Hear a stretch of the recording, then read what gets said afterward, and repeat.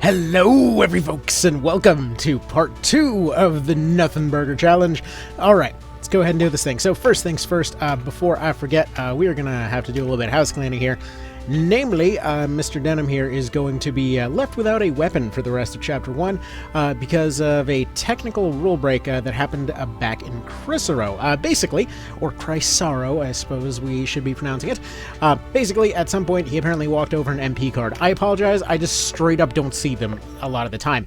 Anyway, so as a result, he will now be unarmed for the rest of the chapter.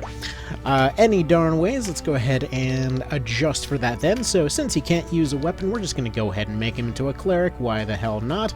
Sounds pretty good to me. What the hell else was I going to do here? Let's see, he can't use any of that, can't use any of that. We already kind of sort of have a cleric over here. Do we want to do anything different with her? Not particularly. Well, we actually kind of need a new punchy guy then, so let's go ahead and go to the shop here. And courtesy of the fact that they were very generous during a recent stream, we're going to be trying to find the most punchy dude we can. This dude looks pretty alright here. And this is going to be, let's see, they're going to be punchy, so we're going to want them to be fire, so we're going to go ahead and rename them Khmer.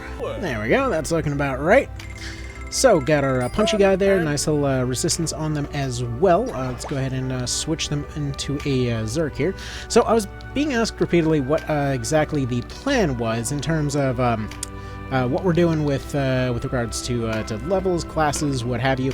And generally speaking, we're going to adjust on the fly. We're for the most part, while there is a basic plan to essentially transition into a sort of formation of like one Terror Knight, a couple of Knights, a couple of Archers, that kind of thing. While there are some plans on how we're going to go ahead and deploy this thing in the future, generally speaking, we're just kind of gonna adjust on the fly here. So we really only need one cleric for this one. That cleric's already semi-leveled. We're going to go ahead and get our new punchy guy in here, since I do need to train up on a new one then. So let's go ahead and do punch on you, helmet. Get some armor, get some glovies, there we go, get some of the pant type dealies, and one of them punchy rings, and that'll probably do just fine. Skill-wise, seems pretty obvious, he have fist, and that is about it. What else? Probably a couple mend leaves, and we're gonna have him punching a bigger guy, so we're gonna go ahead and put a couple buffs on him. He's probably gonna be hanging on back to some degree, but we'll, you know, play that by ear. Let's go ahead and do this thing. Alright.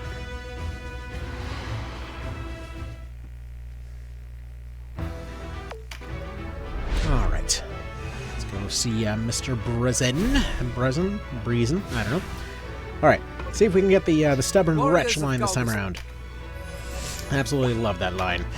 But alright, so Mr. Denim, he's gonna be over here. He ain't really gonna be doing very much. Oh well, what can he really do, right? So, by the way, for those curious, I do plan to do a unarmed run at some point down the line. I don't really have a full plan on that just yet, but down the line it is something that's going to happen. Basically, I don't know exactly what it is that makes those numbers go up. I believe it actually might be more dex than strength-based this time around. Not really fully positive on that. And I believe there's kind of some funky scaling. Like, I want to say the unarmed probably works similarly to how cudgels and some ranged weapons work. So either way, we're going to, again, play that by ear, just kind of deal with that as we do. We've got our nice and still water going on. I forget if she's on bows or crossbows, but it doesn't really particularly matter at this point. Short bow, okay, sounds good. Take your pew-pews, do that kind of thing. Probably start moving you on this direction. It's going to get so weird to avoid those cards again. Why did I agree on that stipulation again? I forget, there was probably a point at some point. Any darn ways. So, let's go ahead and move you on this way. I'm just going to have him go ahead and buff up here. Just because I want to try and clear that left side as quickly as possible, and obviously we are down a man here. Alright, Mr. Lodwick, what is your deal again? You are the axe guy. Okay, you are going to go assist Vice and not Vice into going forward here, as will Bricky. I believe he's axes as well. Yes, yes. Double axes is just fine. They will be going for that extra vitality.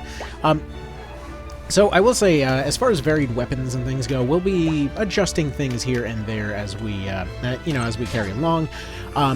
generally speaking, I'm not really too concerned about their variations just yet. A lot of these weapons and things are generally going to be pretty easy to rank up as time goes on. I mean, but hell, by the time that I got to Palace of the Dead in my main file, I mean, I had people switch over to rank 1 weapons and be completely up to scratch with almost no delay whatsoever.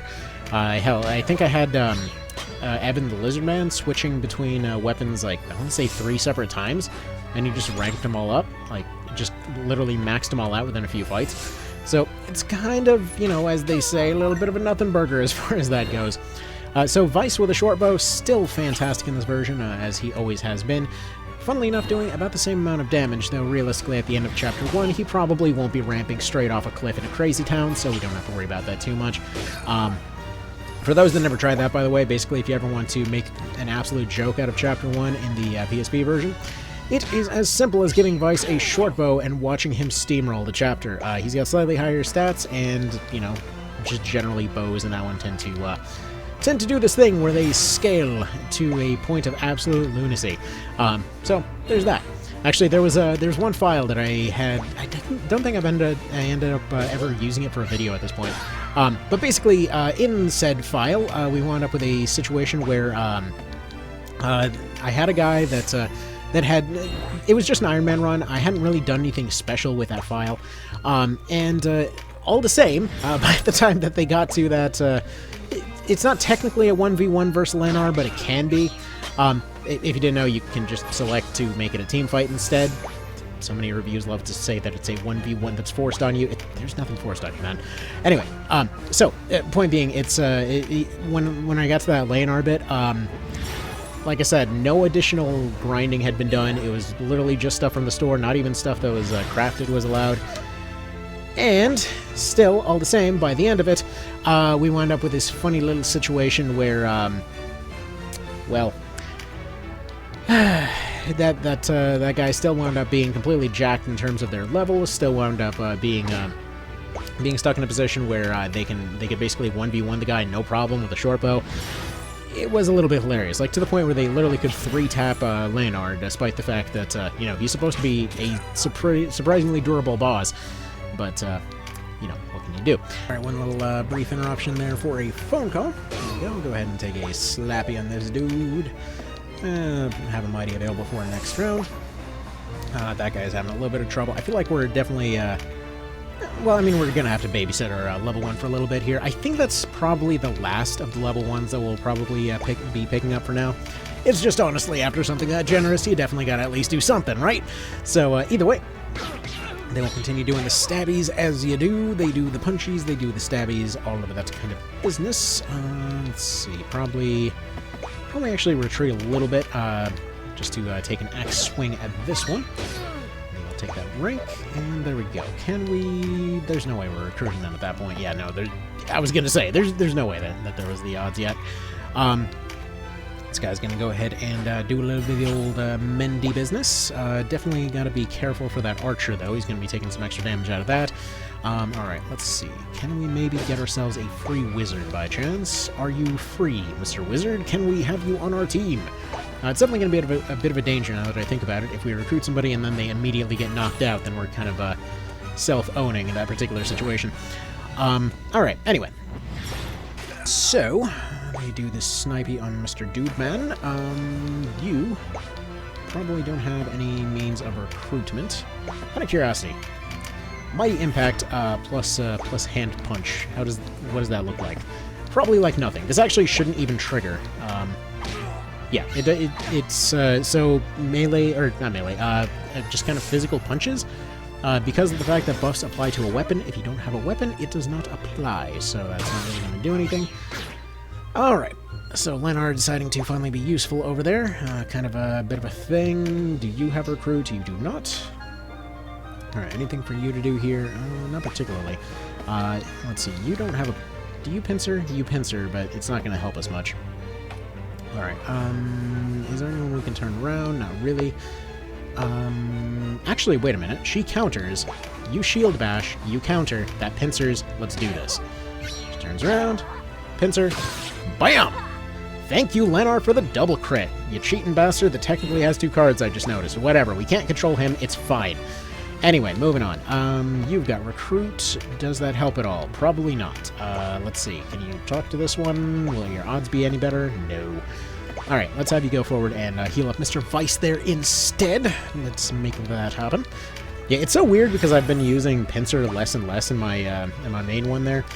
Not because it's not a great thing, but it's just one of these cases of there's already so dang much going on by Palace of the Dead. And it's like, okay, I just want to try and brick everybody up and not move as much as possible before the, roving hordes end up walking away with my units. Because I think I'm already up to maybe 6 or 7 casualties in POTD, something along those lines. Anyway, let's see. You do a pew-pew. Oh my god, there's no fire units for you to snipe at. Out of curiosity, her damage versus this guy is, yeah, that's pretty significant. Do we have any wind thingies here? Out of curiosity, what does that look like? 56, 48. If we go same type's definitely going to override a lot better. So I have seen somebody doing some testing as far as like what exactly gives a bonus or whatever else, and I did actually have to disagree with one thing, that they were saying you didn't get a bonus if you weren't matching the element, which isn't true. I've tested, if somebody's weak to an element, they do take additional damage that is separate from, like you don't get a bonus if you don't have anything with that element, but you can potentially get a bonus if you're just exploiting an enemy weakness. So, either way. Additionally, I think we're going to have to make a rule for not picking up bags. Somebody pointed out last time that technically speaking, if you are to run into a situation where there is a card underneath a bag somehow, supposedly the two will end up stacking on top of another. That I don't really understand mechanically how that would work, but either way, we're just going to go ahead and not chance it, and we're just going to go ahead and say no more picking up bags either. Let's see, can we... Yeah, the odds would be incredibly low if they were available at 2 tiles. But either way, that's not really going to be too much of a dealie. What else do we have available? You're going to heal, that's fine. You're going to march over that way. You are going to continue basically doing nothing. Can you... I mean, you can mighty. It's not entirely nothing, I suppose. I suppose we can throw a resilience onto Mr. Vice. Just kind of give him a little bit more longevity here, because he can't really do very much. I mean, I could just turn him into a cleric or wizard or something, but literally I'm just going to do a thing. If that rule is broken at any point, the unit in question, if it's a generic, they have to be fired, and if it's denim, he has to lose his weapon for the chapter. Or in the case of, like, if it's in Chapter 4 or something, we'll just say, like, the next significant event or something. Like, something along those lines, you know? Alright, so, we got a few units running a little bit low. Yocasta. Seems like we should have made them into a offensive caster, but whatever. They're gonna be right there. They're gonna start taking a little bit of punishment. That guy's gonna take our wine. What a rude bastard. Alright. We'll do that. That's fine. And... you apparently shoot their cleric. Sure, fine, that works. That's actually reasonably handy. Speaking of shooting that cleric, I would like to also shoot the cleric. That sounds like a fun time. We should make that happen, make it a bit of a party. There we go. Pew pew on you, and take that additional extra just damage on top. Forgot about that recruity dealie on her. That actually might be worth pursuing. By any chance, are you a counter unit? Yes, that counter will hurt. And you've got a crit chance. And that could follow up with a kill. Maybe, no. I'm going to go ahead and say no on that. We're going to go ahead and position him here. It's just not worth the weapon training. Like, weapon training is so dang fast in this version, it's just straight up not worth it to do that in a lot of cases. Let's see, shield bash, and what does that look like? 10%? Roll it. Roll it and see what we got. Okay, next guy's going to also roll it. If we get it eventually, good. If not, whatever. You know, it's not the end of the world there. Let's go ahead and take a guaranteed crit on Mr. Man here. This should split the attention of that healer over there. Give them a choice over whether to heal themselves or this guy, and apparently her choice is screw that guy. That is, to be fair, a solid decision. Alright, so, let's see. Next we can do some strengthening type of situations. I feel like, you know what, even though we are kind of burning through funds here, screw it. Let's go ahead and strengthen up Vice here. Just we will make the Giga Vice. See if we can get the line. I want to see the line. Alright, they're gonna heal up the men. You are gonna go ahead and take another axe swing with this one. Your health is a little bit higher. I'm not gonna be as concerned. Gonna parry with an axe. That's pretty reasonable. They're pretty good at parrying. Don't suppose you want to join? No? Alright, well, fine. I guess we'll just keep attempting negotiations. Why the hell do I want you to join again? I mean, the name, partially. It seems like every run I have some unit named Justitia. Very good strength, though.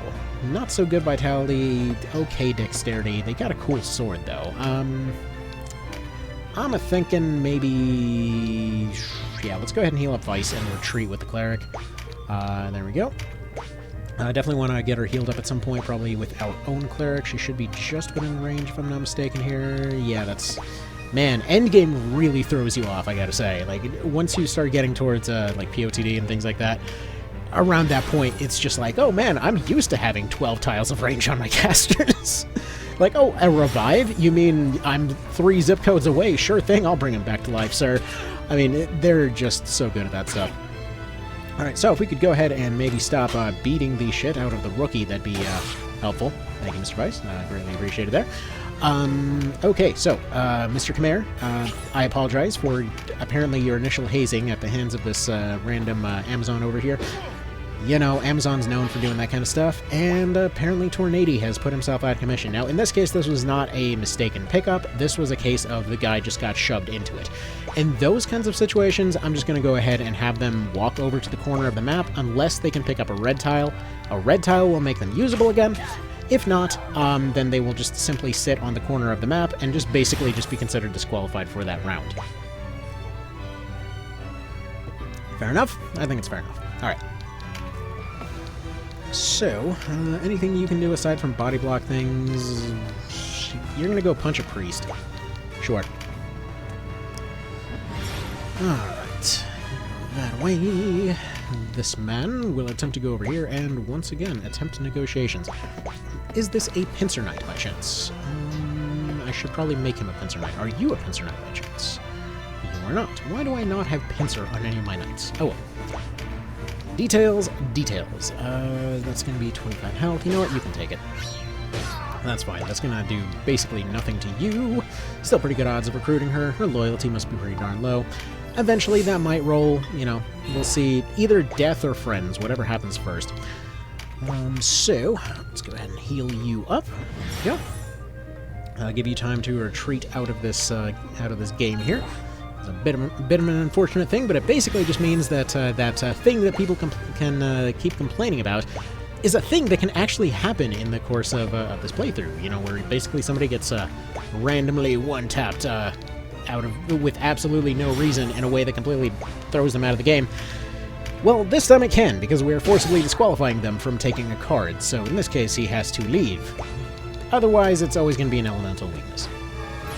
And yes, he was. He would have done an amazing job here because he is a wind element and he would be going against an earth unit. But unfortunately, that's just simply not going to happen this time. So you go ahead. Oh, that is an enemy unit. I was actually trying to aim at the cleric anyway. So that's a bit of a whoopsie. So let's go ahead and block you. See if maybe we can prevent any dumb stuff from happening in that direction. Maybe possibly convince this one to join us instead.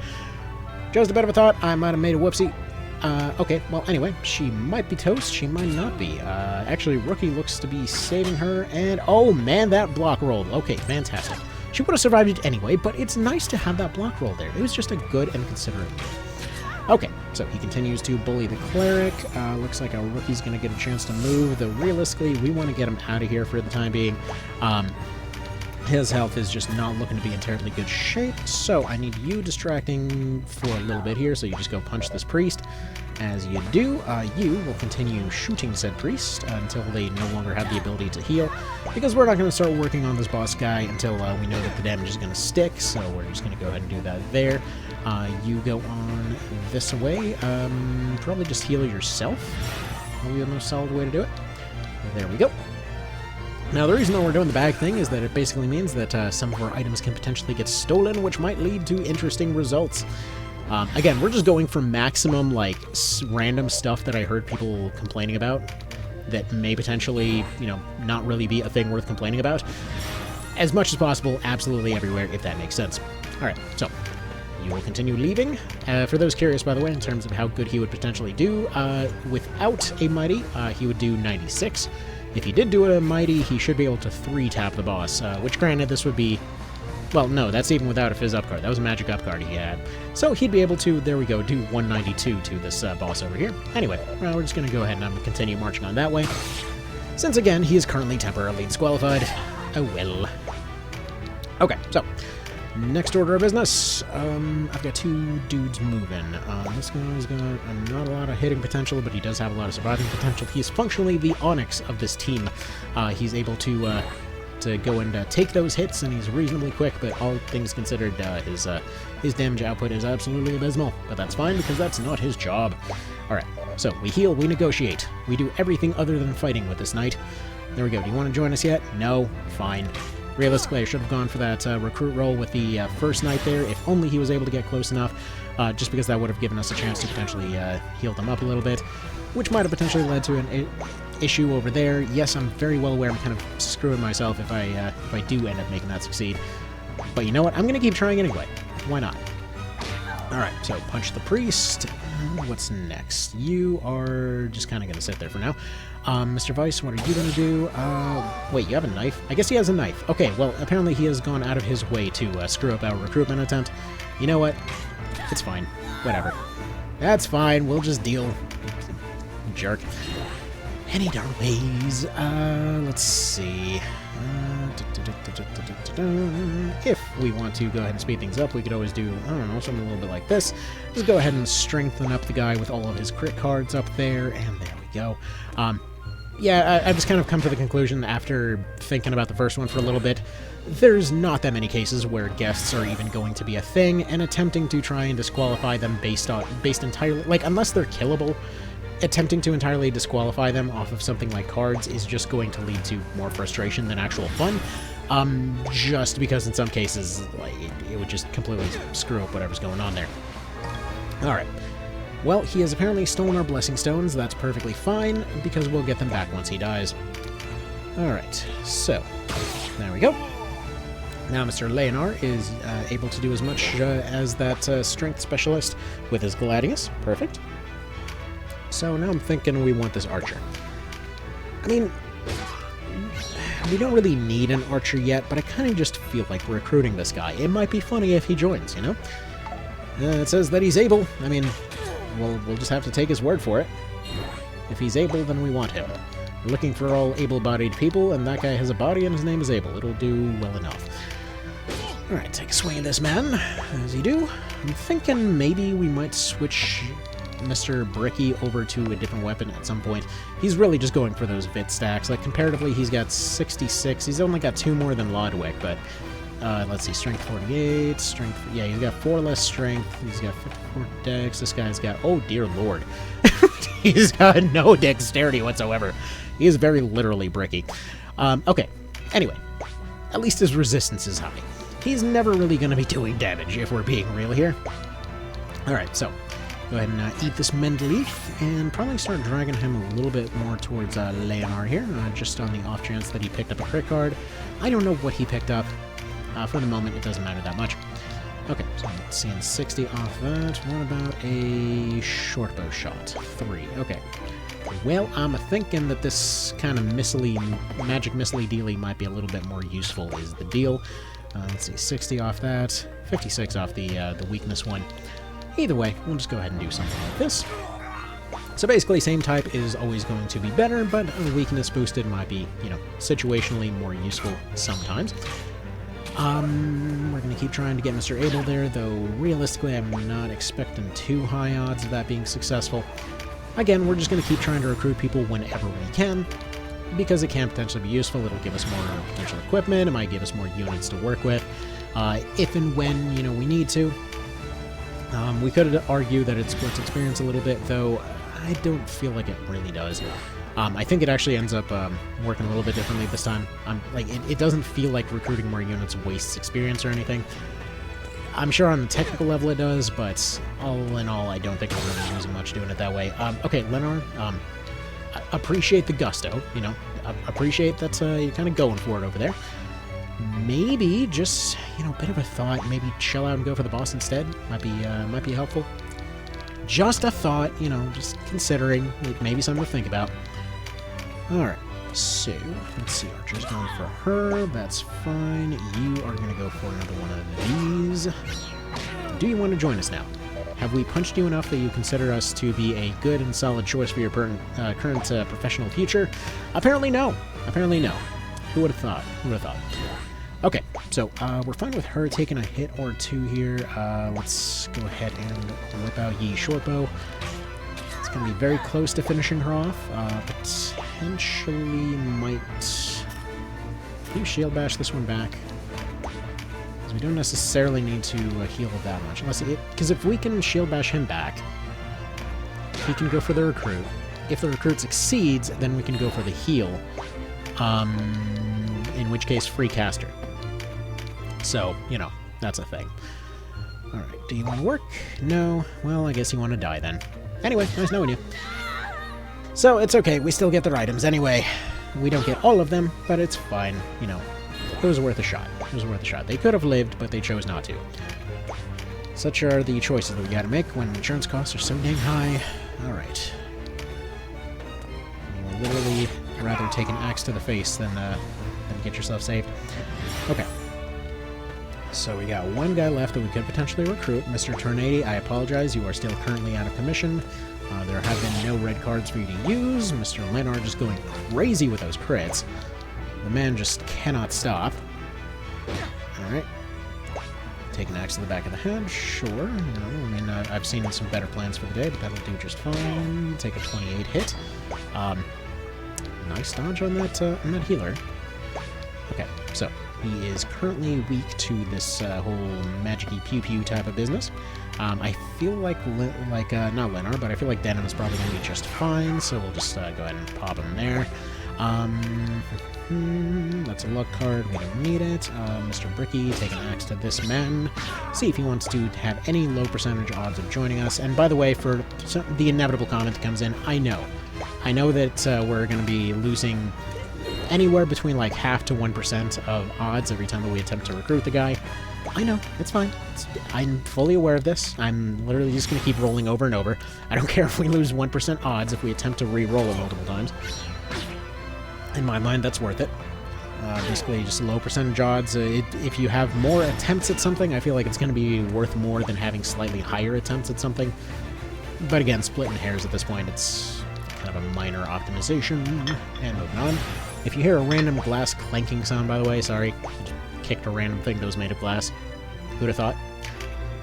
You would make that noise. Okay, let's see. You've only got your mighty still. Not really much for you to do other than eat hits, I suppose. I mean, reasonably speaking, Lenar's gonna finish this guy eventually. Between Lenar and Mithild, we've definitely got this in the bag. It's really just a matter of time. So we'll take one more crit and one more magic attack. Mr. Tornado's still just warming that bench, keeping it nice and toasty. Alright. Yokesta is over there, and we're going to have our dude going and collecting all of that loot for us to collect later. And we're just going to go ahead and make this just a finish for Lenar. There we go, we move you over here. You're going to be safe because he can't cross that water. Not yet anyway, not at this point in the game. I do love the fact that they fixed the whole endgame units get access to Wade, but Wade they don't get access to Wade in this version by just giving crafted equipment to endgame units. It's just a nice little thing, you know? It just feels good to see them carrying around this equipment that they never had access to. Like, it's just cool to walk into a fight and see that the guy's going to be a threat only because he has access to jump, you know? It's just little minor stuff like that feels great. Okay.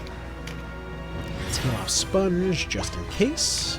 You're not doing anything over there. We're not going to set up any auto-grinding farms in any of these situations, by the way.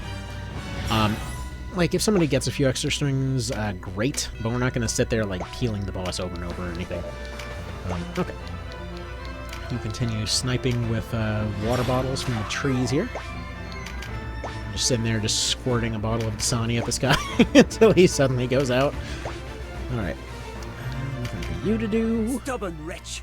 What's it take to kill you? Murder, mostly. Quite a tongue on you, boy. Small wonder your kind find themselves reviled at every turn. Us! Reviled!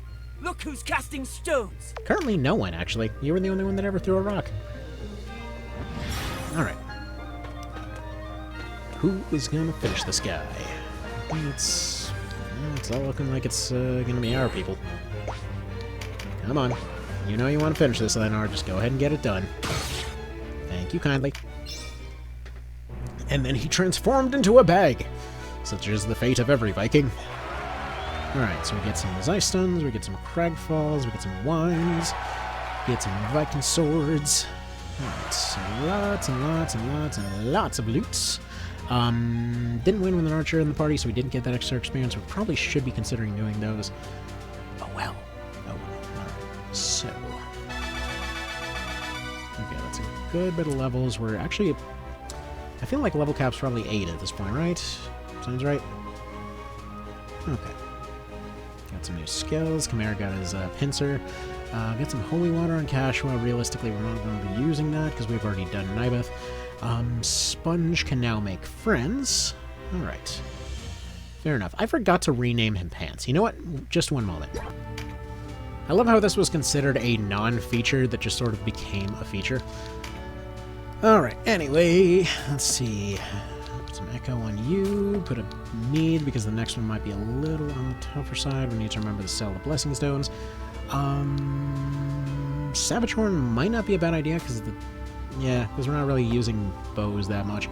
Alright, I get a range extendy stick. We're definitely going to want at least one of those. Do we want longbows yet? Not really. So, here's the thing. I mentioned archers last time. There's a specific point when I want to implement archers for maximum effect, because it's like there's basically one weapon I'm going to use them for the most part, and that's going to be the bowgun +1. That thing is just hilarious, quite frankly. Okay, so do we go Dagger Zerk? Because do we have a dagger guy yet? I don't think so. Because we've got a dagger guy with them. Yeah, you know what? Or with Vice, rather. I think we're gonna go Dagger Zerk, just because like, I absolutely love the Dagger Zerk thing. The idea is that they're just really quick. Shield bashes are just generally pretty useful. They're pretty darn quick. They're just really solid units. Let's see, spell-wise, is there anything we really want here that we don't have yet? Train Heart, do we need that on anybody? I'm gonna pick one up for later. Realistically, I don't know if we'll need one yet.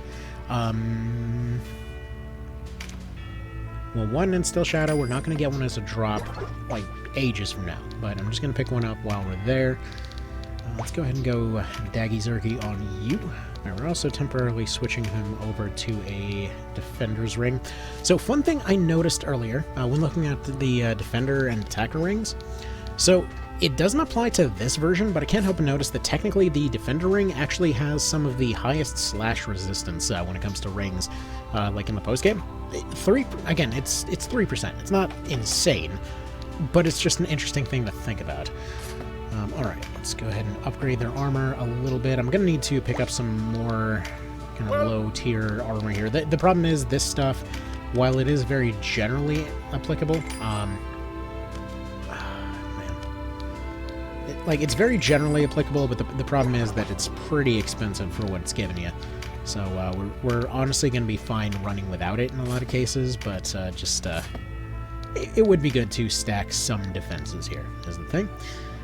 Get some extra defense on Mr. Lodwick. Bricky should be fine without it. You're fine just running leathers, I think. Just improve that there a little bit. You're fine with slops and things. You know what? If he's not going to have a weapon anyway, realistically, maybe I do want to turn Denim into... See, because I was going to use him as the kind of vigorous support. Because realistically, as far as his numbers go, like, I feel like, generally speaking, he's better suited towards being a vigorous support. He's he's high physical defense and everything else. His gear is going to be pretty reasonably set towards that. Resistance is reasonably high. I almost want to switch him over to Archer just to start kind of moving him stats-wise in that direction. I don't know. we'll eyeball it and just kind of see where we go. All right, let's move on to Rhyme here, for some rhyme and some reason. Let's move you here, move you here. Chimera up in front. Mathilde's gonna be fine where she is. Bricky just kind of bringing in the rear here. Do we need a different cleric? I don't know. Let's see. You're at 5. You're at 7. You know what? We'll need Bernard getting some levels here. We'll go ahead and bring him in. Might do some more stuff with him later. Yes, we are technically splitting some experience on this team, but The sooner you Who's that woman? let's see. We're just gonna go ahead and choose to save her. Because obviously, you know, we kind of gotta in this particular situation.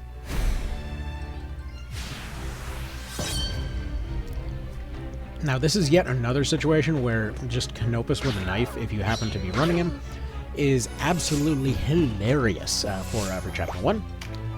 Because, yeah, a lot of the tougher units tend to run Earth. They tend to be very Earth-based, so if you happen to get a Wind Finisher on Canopus of all the units, he is going to do hundreds of damage with every attack. It's kind of wonderful. But additionally, because so many of them are Earth, we're going to see Sestina being quite a bit more resistant to their attacks at this point. Another one of those subtle little happy changes, as it were. Alright. They do the pew-pews. You do that kind of thing. You're going to do your Instill. And are you going to have a shot off on this dragon? Just barely. There you go. 24 and a little peck extra. Not very much, but you know what? It'll do for now. We want to kill off that Beast Tamer as quickly as we can. He doesn't really have any support abilities for this dragon, but reasonably speaking, we want to pick up his cards. I mean, there's almost no chance of him surviving, so we're not really too worried about that part of it. But we do want to be getting those class marks, because I do want to pick up those Tamer marks. There is a thing that I want to do once we get through about the middle of Chapter 2 there. Where we pick up Ways of the Gerges, and then we combine it with some archers, and I think you know where I'm going with this. It's a little process known as mass mind control. So that's fun. Anyway, we're just going to go ahead and do a little bit of what we did before. We're going to go ahead and boost up our guests and let them carve through this mess, and proceed on from there. See, the thing is, while we can use casters for some things, reasonably speaking, I don't really feel like I kind of want to do that. In fact, the more that I look at it, there's almost no practical reason to bother with wizards of any kind for the purpose of this run, because you know what? Their damage is okay. Reasonably speaking, though, you spend just as much time trying to heal off the damage they take as you deal with the damage that they put out. And it's actually especially funny, you know, seeing things like Palace of the Dead and all that kind of thing, because it's one of those moments where they constantly come up as like let's say oracles with summons as like the DPS meta and all of that kind of thing. I found it so much easier to get through Palace of the Dead once my oracles died. Not all of them, mind you, but still, once they started dropping like flies, I was like, wait a minute, you know what? This is dumb. This is not really getting us anywhere. And then I started realizing, like, yeah, you know what? Just friggin' delays, poison, whatever else. Almost anything else is more viable than, like, friggin' summon spamming, which, like, basically the math breaks down like this, right? So you have those oracles coming in, and on paper it looks very impressive. They're like, okay, they're throwing out 300, 300, 300, 300. Great, they did 1,200. Fantastic. Now, the question is, have they immediately died as a result? Because there is a non-zero chance that something just came in and insta-sniped them. Okay, so that's not ideal, but technically if you have enough of them, you kind of reach that critical mass where you can kind of just push through. There are a lot of cases, in POTD specifically, where you can just kind of set up a couple tanks and just steamroll your way through the entire thing. Now, this is not all the time, but it is technically something that can happen. Alright, so technically that's, you know, that's a possibility, but we then look on the flip side of the whole thing, where at the same time, you can, for example, just have a bunch of units with guaranteed debuffs, like, for example, several ninjas, or, for example, like even a warrior with a claw, and or, for example, a berserker with a dragon fang was absolutely doing work there. So let's say you have that summoner coming in, and they throw in 1,200, and they're going to be taking a while to get back into the fight, right? At the same time, you go take your, what's it, oh, I can't even go there because there's a card in the way. Dang it. you take your Berserker with the Dragon Fang, right? They have Berserk, and let's say they manage to, they manage to turn on Berserk, they manage to turn on Sanguine. Suddenly they're doing like 800 in a circle in front of them to each of the units around them, and poison. So reasonably speaking, they can potentially, arguably, like one-shot an entire group by themselves. Which, yes, they have to get close, so that's unfortunate. That's a bit of a downside of the whole thing. But at the same time, there's nothing saying that you can't, for example, get a bunch of weak units with shields and just shield bash them forward in order to help them get close faster. Now granted, this is, you know, tricky nonsense that's not always applicable or whatever else, and casters are just a solid, like, you can attack from behind walls option. Fantastic. That's, like, for that one, yeah, absolutely. No questions asked. But at that point, reasonably speaking, what you might as well go for is poison. Even at something as low as 30%, it's going to hit often enough that you're better off just poisoning everything, because they're going to get that same 1200 that they would have gotten from the summon, anywhere, like, let's say, reasonably speaking, it's close to, like, 600 to 1200. Either way, like, let's say they have that 1200 or whatever going. They would get the same amount, more or less, off of your standard poison hit, and potentially could do well more than that. So, like, while summons are good for focusing down one particular unit, there's more to consider in that whole equation. And in many situations, they're kind of, well, they're kind of glass cannons that end up not being potentially worth it. Because when we're talking about, like, POTD in particular, and especially, you know, once we get past that into San Bronze, into, like, true horror show territory, like, San Bronze is a pretty premium getting your ass kicked experience. It's quite the surprise to walk in there after, you know, like, after it was basically just a free farming spot in the PSP version, and just coming in and getting absolutely flattened. It's, yeah, anyway, so, as far as all that stuff goes, again, I am planning to do Coda, San Bronze, everything else with this challenge. That's kind of what I'm kind of mentally routing out at this point as to why I'm rambling on about it. So yeah, that currently what I am planning there is that if we can maybe get to that point, I would definitely prefer to be using stuff like, you know, poison blow darts, or even something like Envenom short bows, just anything other than freaking shamans. While I do plan to do, you know, all of those elemental temples if it's a thing, reasonably speaking, I really don't think that they're going to be as practical as it seems for that point in the game. Like, again, they're okay, but they can get swarmed and taken out so much easier than many of the alternatives. Their hit and run potential is pretty limited, which, you know, obviously that's going to apply to a lot of different types of units, but I still think we could be doing a whole lot better, is the thing. Alright. So, I want to start carving through this a little bit faster here. Let's go ahead and buff up Mr. Tornado and go from there. Let's go ahead and maybe recover him a little bit. Who's the most threatened? Yeah, I feel it's actually Chimera that's going to be the most threatened here. Just in case that Tamer gets nearby him, because I think that Tamer did pick up a Fizz Up at some point, so he would scale extra hard versus fire. So, just one more thing to consider here. We're also potentially running into a bit of danger back there with Sistina, so, you know, that's a thing too. Yeah, just take 53, I suppose. Alright. And let's get you out of there, because I wanna bring somebody else up front if we can. Yeah, Lenore will do a pretty good job there.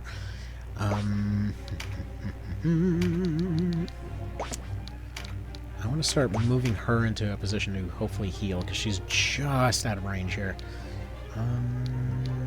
Did he pick... He didn't pick up a Fizz Up. Alright. In that case, start going for this Wizard. She's going to be our pure DPS option at this point. Like, that's the thing. When it comes to archers, they are just basically ranged units of any kind. Technically speaking, they're going to be your best anti-softy DPS kind of situation, right? In most cases. It is situational, obviously, but in most cases they're going to be doing that job more or less the best. And it has to be seen as more than just a single number. Like, if you think about it, if they stand still, they fire repeatedly, they don't have to move, they're going to be taking several options faster than a unit that can get closer and do more damage. So just either way. Like I see a lot of arguments over like, oh, you know, if I get this unit up there, they can do a bigger number and it's more effective and ha ha ha. And in many of those situations, like reasonably speaking, you can do better just doing less work. Either way, okay, so let's move you over there. Let's start seeing if we can get ourselves a free wizard, because we've got some heals coming up. Actually, it would be really ideal to get a hold of this Birdman.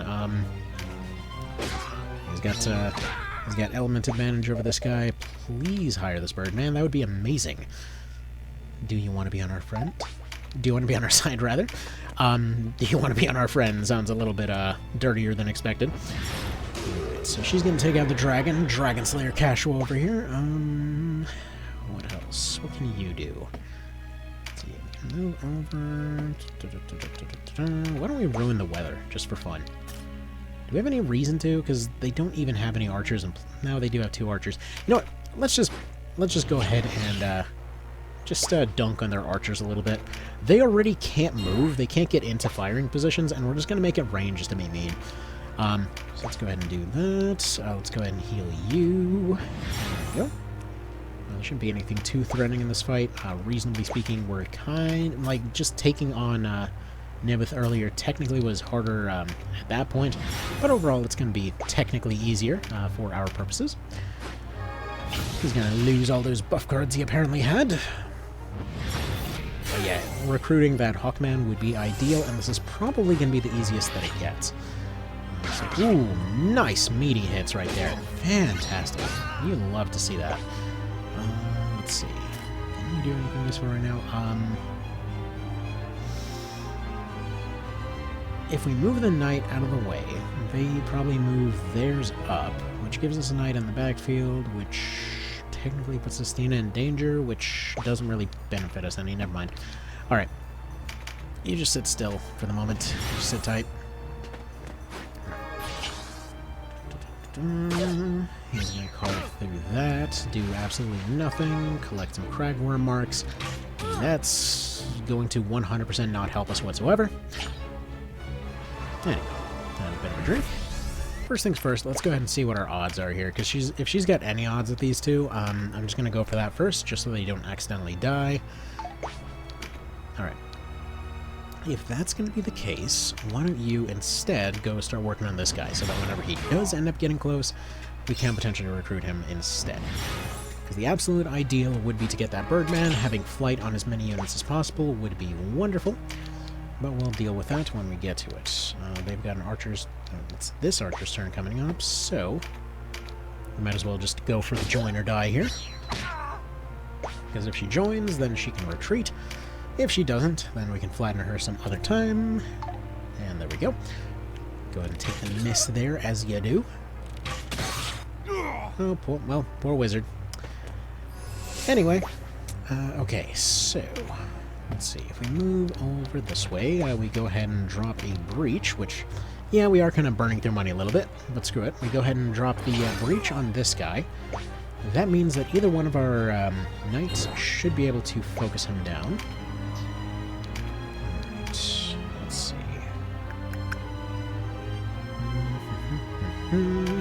Smudge is mildly threatened, we're just going to do that. Pretty reasonably running out of tiles here, though. It's getting a little bit hard to maneuver. But that is the point of this challenge, after all. Okay, so Birdman in position there. We go ahead and go for the axe. Good. He is low enough. Come on, please join. Hopefully don't die in the process, but please join. Okay, well, bummer. Next order of business. We need a mighty, and we need this dude mightily dead, if we could, and that's pretty darn close. There we go. I always love that additional 10 damage that they just kind of stack on top. Reasonably speaking, I should have moved my warrior out of the way here so that Khmer could go finish him off, but oh well. And move here so that hopefully they can go... please don't take out my bird, thank you. I didn't see who she was targeting at first.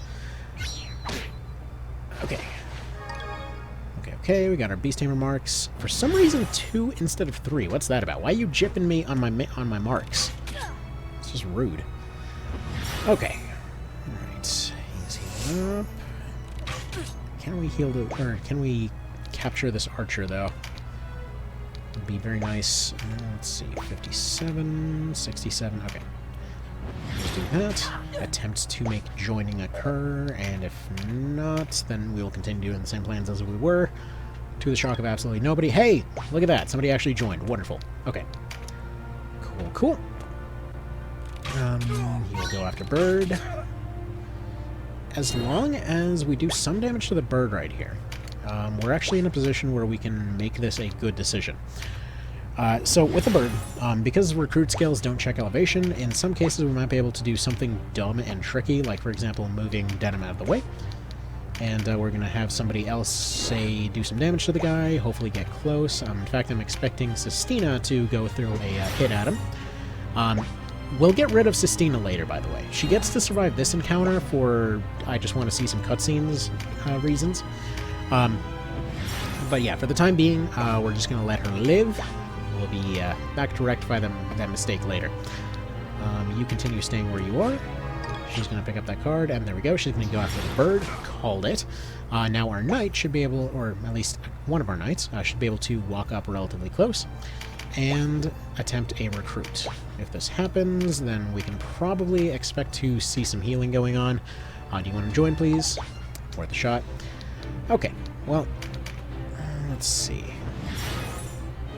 It's a little bit of a worry now that he's going to get himself killed, because, yeah, his knight friend probably is not going to have enough to heal. There we go. He actually did get a heal off. Good. Alright. Archer friend, go ahead and pew-pew this one.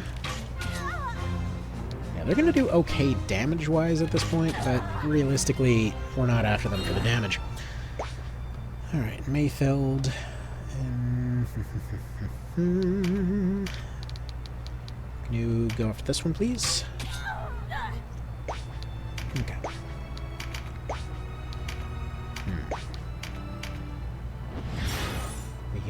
We heal, and hopefully we prevent Lennar from doing anything crazy like ending this fight early, because we want to go pick up our Hawkman.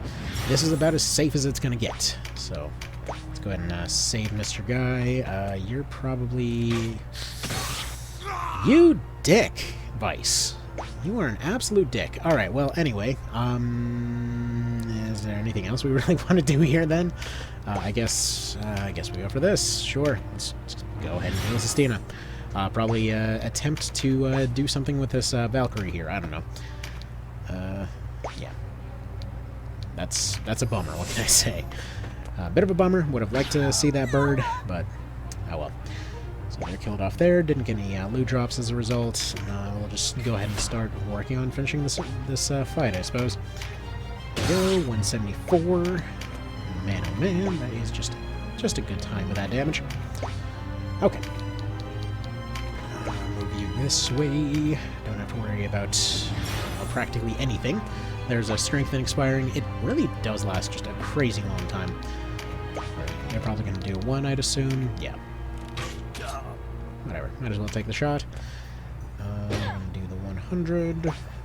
You are going to do once more with the shooties. Yeah, there we go. Magic-y type stuff. I do like that the magic is its own kind of defensive situation this time around.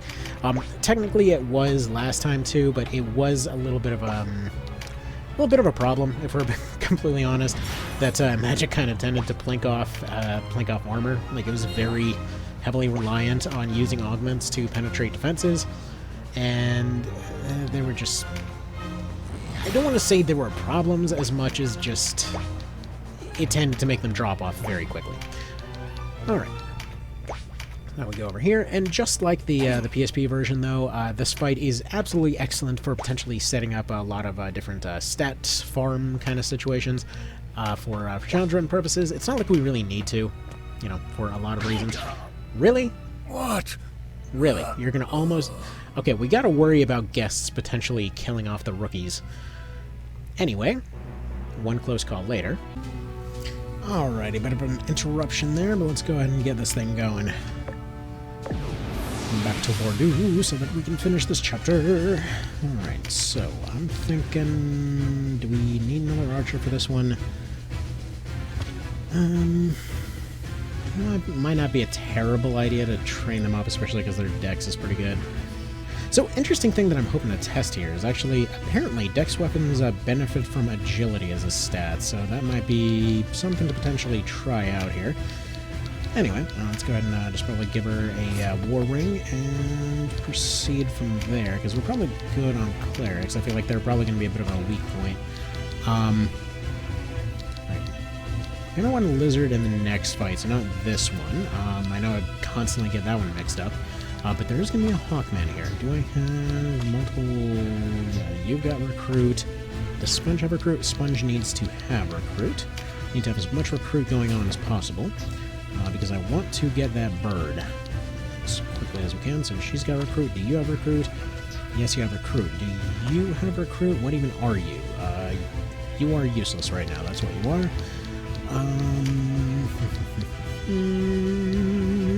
What can we put on you? That would be potentially interesting. Probably nothing. There's nothing that he's really going to be doing here. Maybe re-up your healing to some degree. Do I... okay, I do have some healing that's available. You're somewhat burned on your healing items. Let's say probably just leave her as that. Maybe just put in a wine here, just in case anyone gets paralyzed. I don't think we've got any paralysis coming in, but just in case. Let's see, maybe some fortify on our caster guys. Yeah, you've got caster, or you've got fortify, you've got fortify. Interesting thing, I've been testing these a little bit now. I forgot if I said this on the earlier part there. But these buff items, they like for the defensive ones, they actually will cap off your stuff, so to speak. So, for example, if you're in a position where they'll get hit 100% of the time, they will cap it off at 80%. But if your dodge is somehow better than that, they would boost it by 20%. All right. Wallister, here. And in such numbers. I know, hot damn, a whole 9? Who can possibly deal with those kinds of numbers? Alright, so general breakdown of their team here. They got 4 that'll charge in. They've got, looks like one offense caster. They've got 1 bird over there, 3 archers in the back row, and then a second caster that'll come in for support. So generally speaking, we want to lock down the left, and then we want to keep the right in a more or less permanent stalemate. So he's going to go in, I'm thinking probably boost up Vice a little bit. So that hopefully he starts bullying that caster up there, because we want her out of commission as much as possible. As before, we're just going to spam recruit as quickly as we can reasonably do so. Let's see here. They're going to push on the floor there, they push there, they push there, and... let's see. Let's go ahead and have you probably stay around the middle there. I'm a little bit worried about the archers dealing with the medics back here, but one thing at a time. I'm not going to bother boosting up many of these guys too much. I have backup healing items just in case. I expect poisoning from Bernard here to put in a pretty decent amount of work. Either way, we want to have a pretty solid line along that hill there. Kind of expecting Tornado more or less to carve up that right side. Expecting Khmer to probably be a little bit of a damage anchor, so to speak. So whenever we want to try to pull them forward, we pull him backwards. Need a little trick you can do there. Actually, fun little note, if you ever run into a position where you, for example, need to have a unit specifically saved in a situation where, like let's say you have somebody that has a decent amount of health on them, right? And you have another unit that's at low health, but looks like they're going to get targeted. As long as you can roughly predict where that attack is going to come from, you can actually do a thing where you throw a breach onto one of your own units, like the one with higher health there, and essentially push them forward as a damage sponge. Since the AI does not really prioritize kills, there are several instances where you may be able to actually save somebody during a No Incap run simply by redirecting the AI. Now, I know there's simpler ways to do it, there's simpler tricks, there's, simpler stuff all over the place, but I prefer this tricky stuff, Okay, so a little worried about these archers coming in. I'm pretty sure he's going to be target, so we're just going to go ahead and put a couple side steps up, at least in this early phase. This is when we're going to start seeing a little bit of assistance coming in from our archers. For now, if they're at super long range, I'm just going to try to push units backwards. As we can see here, we're going to get some pretty decent damage out of them. Denim is just going to come up here and body block. Let's see. So you coming in and doing some of the old shooty kind of business. Reasonably, I want to get rid of their casters as quick as possible. Just I don't want to deal with long-range damage that you can't resist in some way. So let's see. Tornado, I really want him carving up the right side here. That being said, we have a decent amount of units already on the right side, so if we were to, I don't know, do some... Well, I want to have one of the knights carving up the left, is the thing. Like, does Tornado have pincer? Yes, he does. Basically, my position on this whole thing here is that I want to try and get most of the damage over there on the right side, but at the same time, I want to make sure that we have at least a couple guys going down the left in order to recruit that bird. Since our last bird didn't exactly get recruited, I would ideally be hoping to run at least 2 or 3 of them. It's going to be easier to recruit them at this point since we're not going to be doing any random fights or what have you. These are going to be some of the easiest ones to recruit, so either way. Alright, so we got a little bit of stuff going on there. Interesting thing, by the way, you can trigger, you can actually trigger pincers with your punch, so it's not like Denim's entirely useless at this point. Okay. So, let's have you carving up the left. Let's have... I feel like we probably want to make sure that Ravenous is out of the picture, actually. I don't want to poison her. I mean, minor spoiler for a decision in, I don't know, 30 minutes or so. But reasonably speaking, she's not making it this time. We're actually going to go for Cressida. I forget if I mentioned that earlier, but in case we didn't, yes, we are planning to go for that. Did you counter? No, you are not a counter. Let's see. Do you have any kind of pincers we can set up here? Probably not. Probably just move you back for a body block here. There we go. So our units are looking pretty okay. Do a little bit of healing on Vice. I want to make sure to get Ravenous out of the picture as soon as possible. I'm thinking probably drop a poison right next to her. Yeah, his spell strike didn't end up triggering, but honestly his odds shouldn't be the worst in the world. 20% is definitely not great. Once spell strike triggers, that will at the very least be up to about 50 or so. Interesting note on that, I forget if I mentioned, but just like dodge, spell strike will actually also bottom out its values. So, for example, if you've got 0% chance to hit, it will bottom out at 30%. If you have better odds, then it'll end up boosting them by about 30%, or by about 20%. Sorry. So, like if you've got 30% already, it will boost it up to 50. But if you've got 0, it will boost it up to 30. It's just a fun little deal there. Okay, let's see. We got no pincers there. Okay, we can't pincer that one out. Yeah, for the purposes of keeping our line stable, I think we're going to go for this one. Not a whole lot of pincers in his team, it would seem. Okay. So we got Mayfield here. Probably push back into a shot. That's looking pretty okay. She's got her Instill. She's got her Spell Strike, not that she really necessarily needs it at this point. There we go. What about a recruit on you? 6% is not the end of the world. If I have any odds at all, I'm going to attempt those recruits.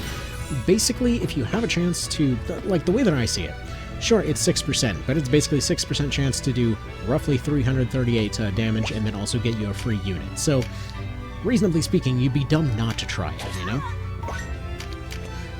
Okay, so we'll go ahead and move you there. You are going to go this way. Double checking that we didn't pick up any cards real quick. For some reason I had a feeling that we might have, but no. It's going to be really weird keeping track of that rule. Like, honestly, I wish that there was a option for the total opposite reason than folks usually requested. I was hoping for the option to just have cards not affect you when you pick them up, just for the purposes of this run. Just because this is going to get complicated is the thing. Let's see, he's reasonably not taking 100 plus, so we can go for the hit and recruit here. Darn. Darn. Okay, well, it didn't end up getting our follow-up, which would have swung into a recruit. That's okay. That's fine. Oh, I see how it is. Theirs gets a chance to land. Rude game. And hopefully we'll get our concentration going on Mr. Wizardman pretty soon here. So we've got your heal. We'll go ahead and drop the heal on Khmer here. We can probably collapse in this right line a little bit to let these two pass through. And then we'll continue on from there. Heal here seems pretty obvious. Go ahead and get Tornado all patched up. There we go. Okay. Man, this whole run's gonna change so much once we get access to bowguns. Like, I swear, anytime that I bring up the whole bowguns are pretty hilariously overpowered thing, I constantly get a response of, "Oh no, my DPS! Oh no!" Dude, forget about DPS. Who cares about DPS? DPS is all well and good. Deleting their turns from existence is even better. Okay. We got our concentration. Now we can go ahead and get them sick odds going. Okay. As dumb as it sounds, I need their archers gone first. So, there we go. Perfect. That'll do what I'm looking for here. Looks like their archer, or one of their units here is dead. Yeah, whatever. Battery this guy. There we go. Resist every temptation to go pick up those cards. I must pick up E-cards. They're gonna get some criticals. That archer has got to go. There goes Ch1. Goodbye, misnamed after a hair accessory. See you never. Alright. So, if we do something along the lines of moving you this way, we should be getting a pincer because she's not the counter, right? Yeah, she's a non-counter. He's a pincer. That should do something interesting. Let's go ahead and do the knife, and then he does the pincer. There we go. Dandy dandy. Alright. She's got her physical. That is neat. Now that I think about it, recruiting units that have a card, that seems problematic. Anyway, let's go ahead and do a mighty here. Get her taken out. There we go. Should be a very solid recruit chance here. See if we can maybe pull that off with... Yeah, because her turn's coming up. If we can pull this off with her, that'd be pretty dandy. Otherwise, she kills her with a shield bash. Well, that's a shame. Goodbye. Worth a try. We're always going to try. We're not going to sit there re-rolling it, but we are going to at least try. Alright. Good thing is that bird guy decided to retreat, so that gives us a little bit of an option there. 17% odds, whatever, roll it. And again, I'm fully aware that these are low odds. That is intentional. I would rather take the low odds and have them coming in at high health than vice versa. Okay.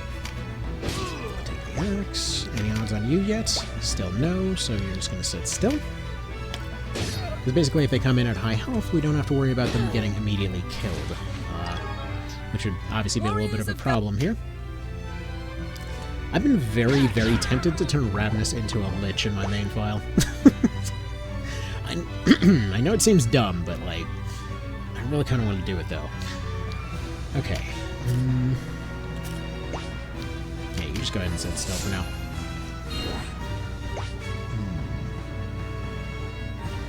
Let's see. Our left side is very open right now. Vice is just kind of wandering around wherever. Ravenous is going to get herself killed. That's actually helpful for us. Because if we do get to the phase of that bird, I don't want her killing the bird. That's kind of why I'm trying to get her killed off here.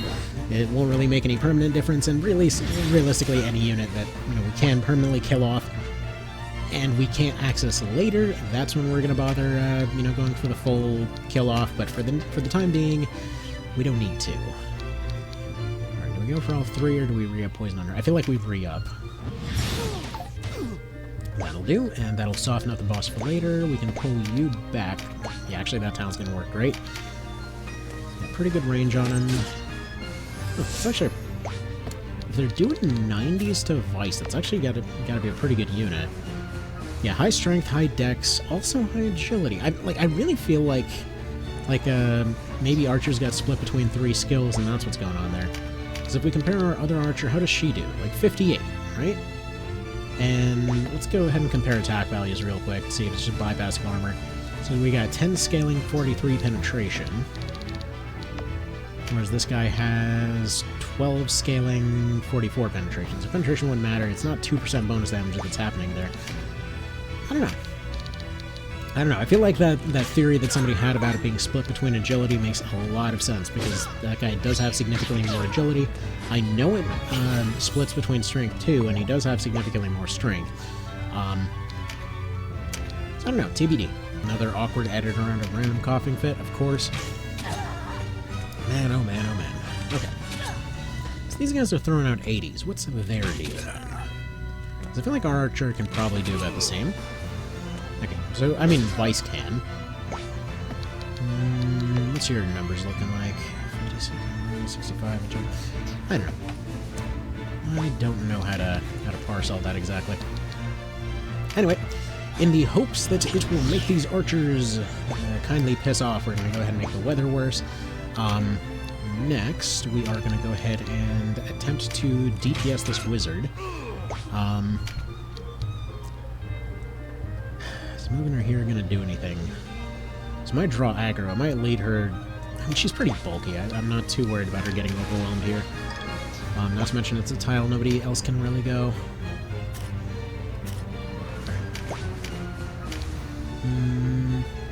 Yeah, we can guarantee this. Recruiting this guy is going to be a little bit difficult because of his position. Actually, we can kind of make a nice little corner shape over here on the right if we successfully recruit this guy. Okay, there's Radness being good. Okay, let's see if this recruit can potentially get us anywhere. Do you maybe want to help us out, sir? There we go, he wants to help. Good and helpful soul. Okay, here you go, Mr. Simon. You are given your starting bonus of 107 health, and we can move on from there. He's going to steal our Acid Rain. What a prick. Anyway, this would be a nice recruit, but that would take a card, so obviously we can't do that. Right. Okay, then. You do you, then. Let's see, he's running Hammer and Shield. Does he have a healing item? No. Can't push this guy out of the way, though, so... There we go. Just avoid the counter by making him far away. And we can now reestablish a more forward line here. Good. It's not a complete line, and she's in a little bit of a rough spot, but if we pull her back, that should hopefully only put her within engagement range of 2 different archers. Let's see about re-upping poison a little bit here. That'll do. Swear, Radness, it's just friendly fire. I don't know what you're talking about. Let's put this archer over here. She hasn't really been targeted yet. I don't know why I'm worrying about her so much. I don't think she's got Tremendous on her, which would definitely help. As we can see, because of the rain, her accuracy has been capped at 80%. So, Sorry, then. Alright. Yes. Sorry, pants, I'm out. The line that comes from every plumber's crack.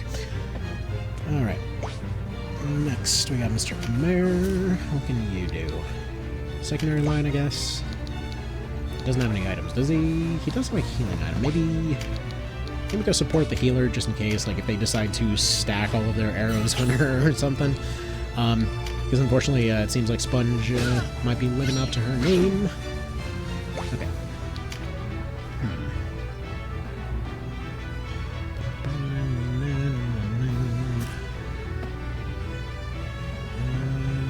Nothing worth doing for you. She's going to be gone with one more tick of poison. You know, actually, maybe go ahead and just plug the line here. Gives us complete control over the right flank. There we go. Yeah, I'm really glad I healed up that healer at this point. I actually saw an interesting argument the other day arguing for beast tamers over healers, or over clerics. And the thing is, like, they're good in the short term, but in the long term, like, you can run out of healing items on your beast tamer. You're not necessarily running, like, at worst, you need to wait a little bit for your stuff to replenish on your cleric. Let's go for something like this. Basically, when it comes to these elemental missiles and things like that, you do a slight bit more if there's a weakness, but most of them are going to be fairly neutral. Like, in some cases, it's worth using the weakness over the one that you're specialized in, like if the other unit is extremely weak to it or something, or extremely strong against it or something, but usually just your own and an opposite is probably a good way to go.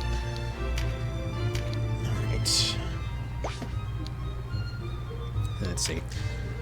Probably just heal and maybe proceed forward. Because I feel like probably Chimera, the Wizard, and the Archer can deal with these two over here. Because reasonably speaking, a lot of their kind of movement is blocked off. Maybe we move in Tornado to go help deal with that. I think that's what we're going to do. You're going to go ahead and heal and retreat. While she does have the lower health, we can just move her out of engagement range, and there we go. She's just completely out of there.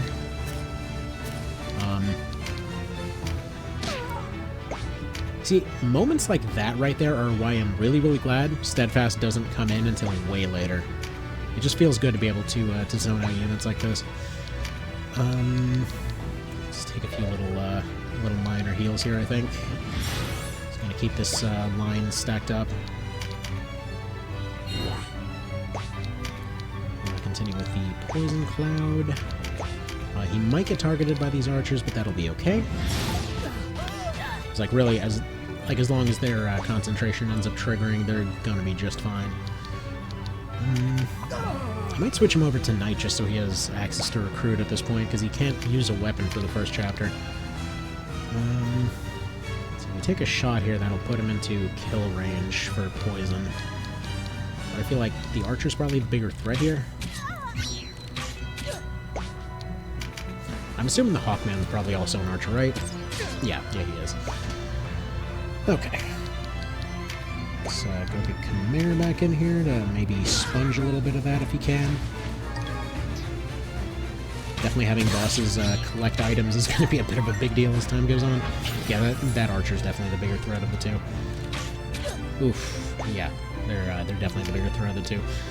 Can you wipe out this guy? Yeah, he's going to be down to poison, but let's just get him out of the way. This direction. Oof, that's a nice hit coming out of you.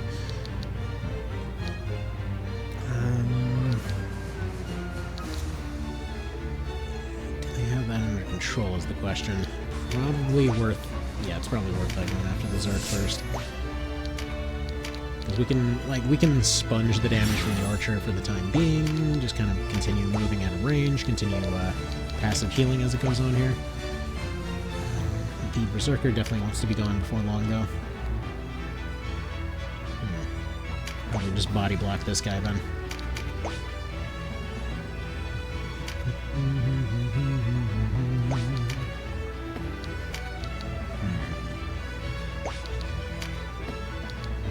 Alright, you face this direction, just, kind of generally block here. You're going to move here, continue rampart blocking, go ahead and get Simon over here healed up a little bit. He's in no danger, but I figure the Archer can just barely survive for the time being. Yeah, Bricky's not the guy you really call for damage here. A little bit of poison, maybe charm you? He's got no concentration at the moment. Basically going to be the same hit odds on most stuff that he uses.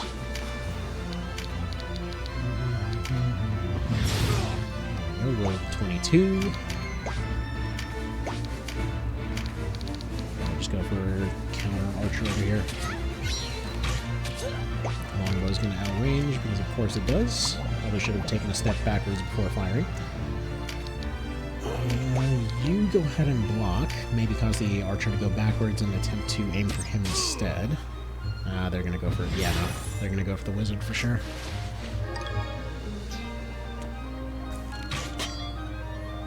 Alright.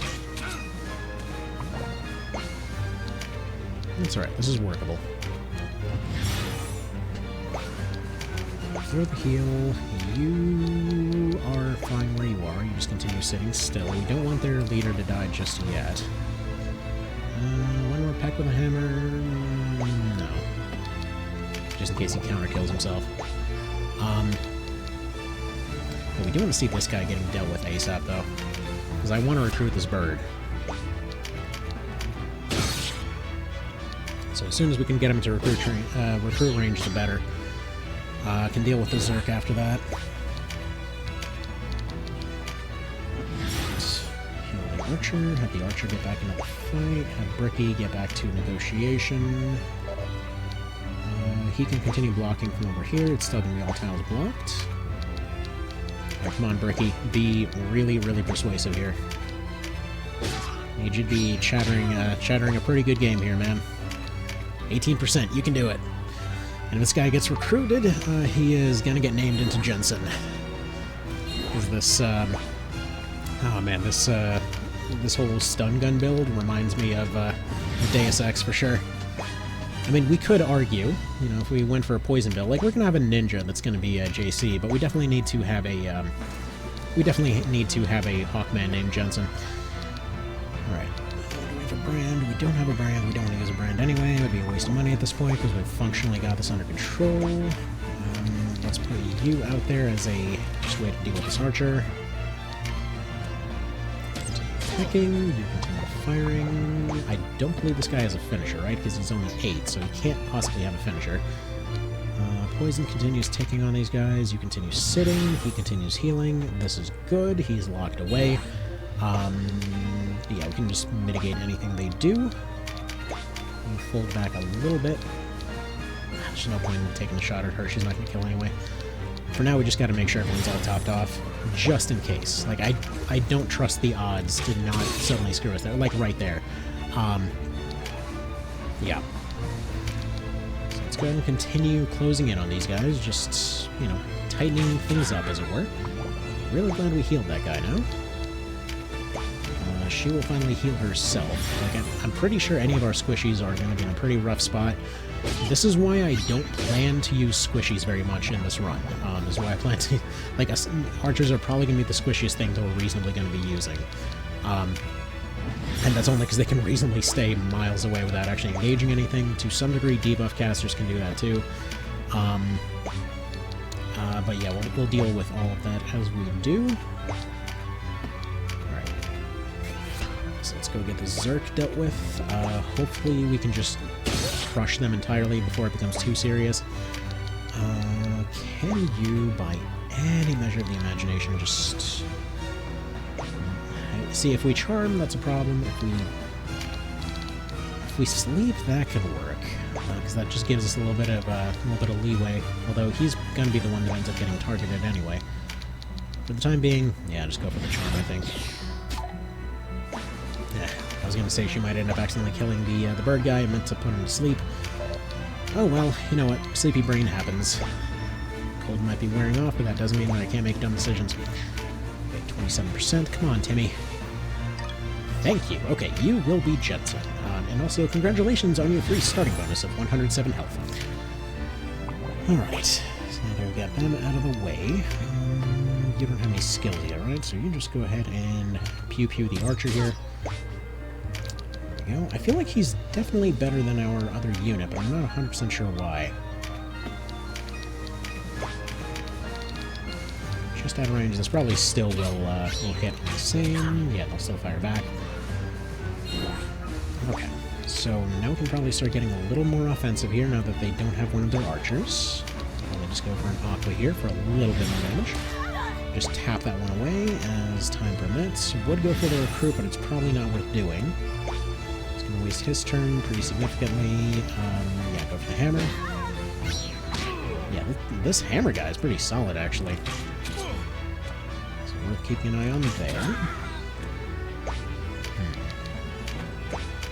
A little worried that she's only at 200 something, but he's exactly at 200, so that's a little bit more to be worried about. Move you there, move you about there. I feel like we're probably going to end up doing something different with Khmer, like maybe make him the ninja down the line. I don't know yet. We'll decide when we get there. And we'll see what everyone's going to end up doing. Okay, that's dangerous. Please do not let me get screwed by that right now. Okay, we should be good. We should be good.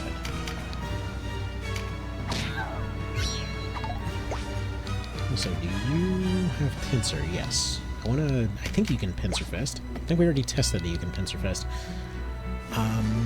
He's got almost no movement. He's got stuff coming up.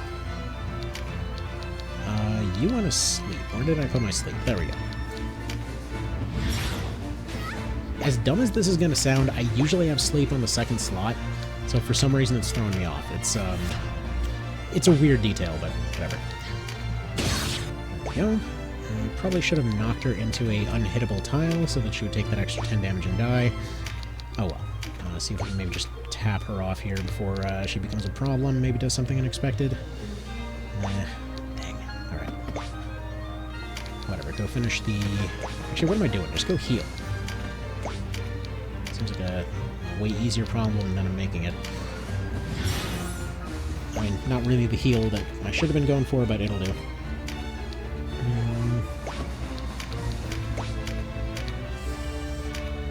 There we go. Problem dealt with. Now that I think about it, that was dumb because the archer's still in play. Alright, well, hopefully that doesn't screw us. You go ahead and move here. She did what, 57? What have you got? Okay, that is horrific because she's also the crit archer. Alrighty, well. Way to flub that one. Then again, she shouldn't have a shot if she can't move. She can't move if she's over here. She's going to counter. She's going to get pincered for that 1 damage, but you know what? It's something. Okay. Good. Whatever, free training.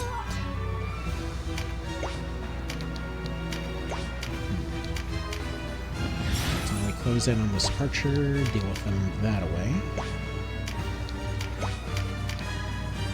Closing on you, just gonna leave you in place, I think. Maybe just go for the recruit just for the hell of it, because I don't think we can do 77 with this guy. Alright, that'll do. In that case, just heal, and there we go. Friends over damage, I suppose. Alright. You go ahead and re-up sleep, just in case. Like, the nice thing about sleep is that you can just continuously re-up it in many situations. Okay, what's her RT at? 34. Okay. What's yours at? 26. Okay, so we can actually take a shot here and hopefully get back to it here. So we take multiple shots against this archer. Get her real low. Go ahead and get our heals going, because he's right there. He's going to heal him. You can go ahead and heal that one.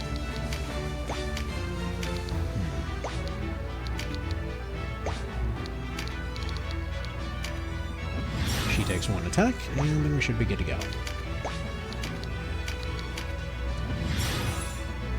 So we go ahead and finish her off, and then we finish Greon off. Reason that we're doing it this way is I want to try to make sure that we kind of maximize our gains, so to speak. So you do get a little bit of extra for winning fights, and specifically for taking out all units. I'm not sure to what degree this is going to help us specifically, but I figure it's more equipment, more money, you know, more free units to do something with in case they happen to be useful. And yeah, so that'll be that there. You go move this way, you go ahead and move this way, shank this guy a little bit for that free training. Yeah, you just have a longbow, whatever, just taking 1 damage. Dandy. The weather improved, so her accuracy went back up to 100%. Yeah, there's actually a lot of fun shenanigans you can do with accuracy in this one, but it's definitely gonna put some people off, I know that much. We also don't have as many can openers. Throw this out. Would have been real nice if that landed, but you know, it's fine. We don't necessarily need it that much. Well, I don't expect her to be in any danger. Let's throw that out there to be safe. You stay way out of the fight. You consider getting closer. You need to do one of these kinds of things where you hit him in the back with a friggin' water bottle. There you go. Just chuck that Dasani at him. You body block for no real particularly great reason. And you go ahead and heal up this one. Not that I expect this guy to be able to throw out 300s, but, you know, just in case. And he's going to heal instead. Okay. Right, you sit still.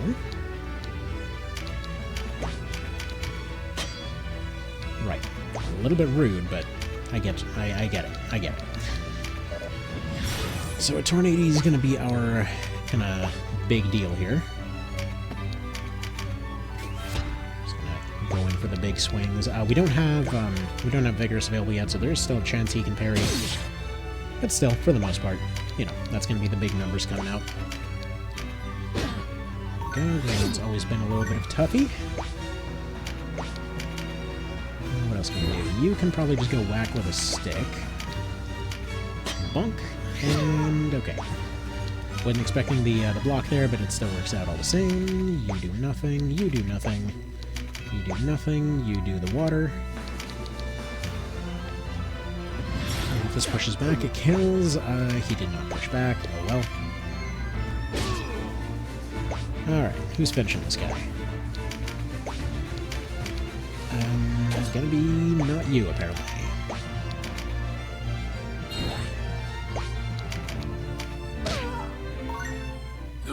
More men. We need.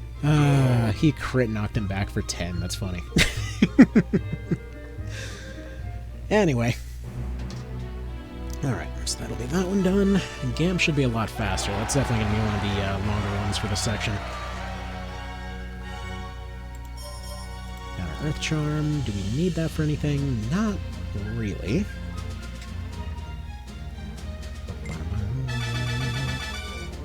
Some levels, got some skills. What do we got? We got Khmer with the Berserk. Some health on Lodwick, health on Bricky. Pretty much got Constitution for everybody.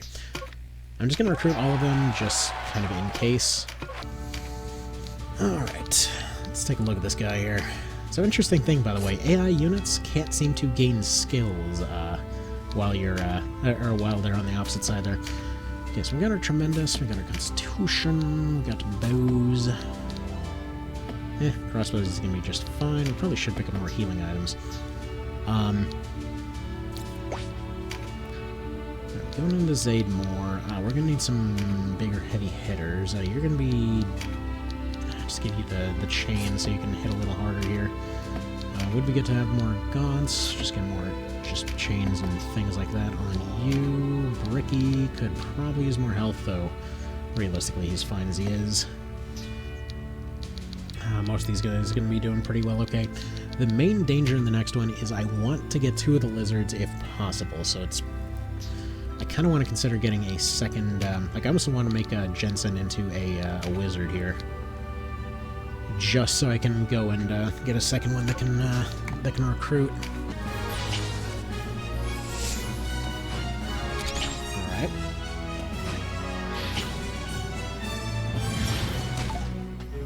So, okay, that pretty much went against all logic. Anyway. Okay. You heal... probably yourself, if I were to guess. Got a couple weak points here. So the archer's gonna have to move somewhere. We can't really necessarily tuck away this cleric anywhere too safe. That worked out pretty well. That did not work out well at all. What a shame. Okay, so this is now 2 days later, and also my recording software was being a bit screwy, but let's go ahead and kind of get into our little situation ideally here. So, basically, we've run into a little bit of a funny complication here with these griffins. It's because I've kind of accidentally reverse optimized my team to suck for this fight. So, let's kind of get on with it here. So, basically, the majority of this team is running Earth, so we're going to be taking extra damage from those griffs and doing less to them. So, funnily enough, it's especially both archers that ended up doing that. I don't have any lightning charms, and I don't have the option to train up a lightning wizard at this point. And no, I can't switch over Cashwood to wood. So, that's not exactly ideal, but anyway, we still have ways to make this work. So, for the time being, we're just going to accept that it's a little bit too ballsy to try and work in those lizards, and instead we're just going to go ahead and save that for Chapter 3, as reasonably I probably should have been doing in the first place. Anyway, we don't need a DPS dagger specialist right now. We're going to want some bows. That's fine. Maybe get rid of one of our longbows here for the purpose of getting our big hammer guy in here. Let's see. Pincers on knights, probably good. Actually, probably good having them on the odd ends so that they can surround. Our goal here is simply going to be to get the griffs to come in and deal with them at that point. What we're going to do is we're actually going to mostly unequip Ravenous, because I want to take some of her equipment. I didn't actually see if we can pick up gauntlets yet. Can we? We probably can. But either way, we want to make sure that we've got that on our heavy hitters. Specifically, we can give those gaunts to Tornado over here. Make him hit a little harder. So we'll go ahead and make that happen. Also, it might help if I finally remember that I picked up an upgraded sword for him absolutely ages ago now, which is funny because it's only a minor upgrade. Like, here's the funny thing. Back in the PSP version, there was a funny little thing here where the broadsword came in with a strength of 5, and then you could upgrade it up to 8. So for quite a while, it actually had the best initial phase damage penetration, you know, compared to some of its better ones. Like, the other ones ended up getting a higher attack value, so they got past defenses better. But as far as the initial, like, stats v stats portion of it, the thing, I mean, friggin' +8 strength is redonkulous. I want to say it's like the second highest bonus in the game, because the highest is the Petriarch blowgun of all things, coming in at 15 in that one. Whereas in this one, it was just like 5 into 8. But it's funny because then, yeah, in this one, they're like, okay, fine, that one gets 4, this one gets 3, this one also gets 3. They're all just going to get that big strength bonus. That's kind of a, you know, maybe let's not make the Viking and the Zwei kind of entirely irrelevant for quite a while. Which, granted, you know, you got the Zwei with the breach, so it wasn't entirely irrelevant. Also, this thing still looks even more like a Zelda weapon in this one, but anyway. Okay, so let's kind of get into it here. Pincer, tremendous. That's going to do just fine. Replace the bows with Constitution at this point. Did I seriously forget to do all this stuff last time? Because it feels like there's stuff that I could be doing. So meditate is fine. You don't get your HP up, so pretty much as good as that's going to go. If there's a chance for, like, a Hail Mary lizard, sure, I'll go for it, but realistically, I wouldn't expect it to happen. 8 defense reduction off the shield ain't gonna be really doing jack for us. To give you an idea of why they don't matter too much this time around, like, defensive threshold mattered a whole lot more in the PSP version and in One Vision, because that defense was catching a lot of the damage that you could do. Even if you were scaling up, if you had like 50 armor and the person was doing 60 damage, I mean, that's going to be taking a good solid whack off of that. This time around, since we're doing, like, you know, like, let's say in these cases we're doing like 70 something damage, getting 8% reduced off, or getting 8 damage reduced off that, not too significant. I mean, granted, getting the 2% slash and 2% stab resistance, this will matter far later, but for the time being, it's really more the 3 avoidance that might be helping here, and even then, it's kind of a hard maybe on whether that's really going to help much. Shields are in a weird spot in this one, which I know for a fact that there will end up being some kind of hidden properties or something that end up shaking out at some point. Let's see. Do we have an extra sticker anywhere? I was gonna switch him over to a parrying dagger, but apparently... Huh. Okay, apparently not gonna be having any of those. What if we switch you over to something a little bit heavier, actually? You got the sticker. I mean, technically, we could just switch him over to the Dirk. That probably would be a pretty solid decision. He gets the Dirk. He still does the stabbies. Actually, no, he's got... Yeah, that's not gonna work. You take a bow, then you switch over to a Dirk, and at that point, we go give that one to Ye Wizard, and there we go. Alright, so, got our parry wizard, we got that going on. Current plan is just get the dude, or get one of them birds close, and let them get overwhelmed. Horn of the Savage actually might help us here, because that did end up reducing their accuracy a decent bit last time. It's like, it basically reduces accuracy 20% across the board. So, that was handy. I feel like those guys are going to always be doing damage. Sponge could probably get rid of one of these crystallized flames for one of these brands. And there we go.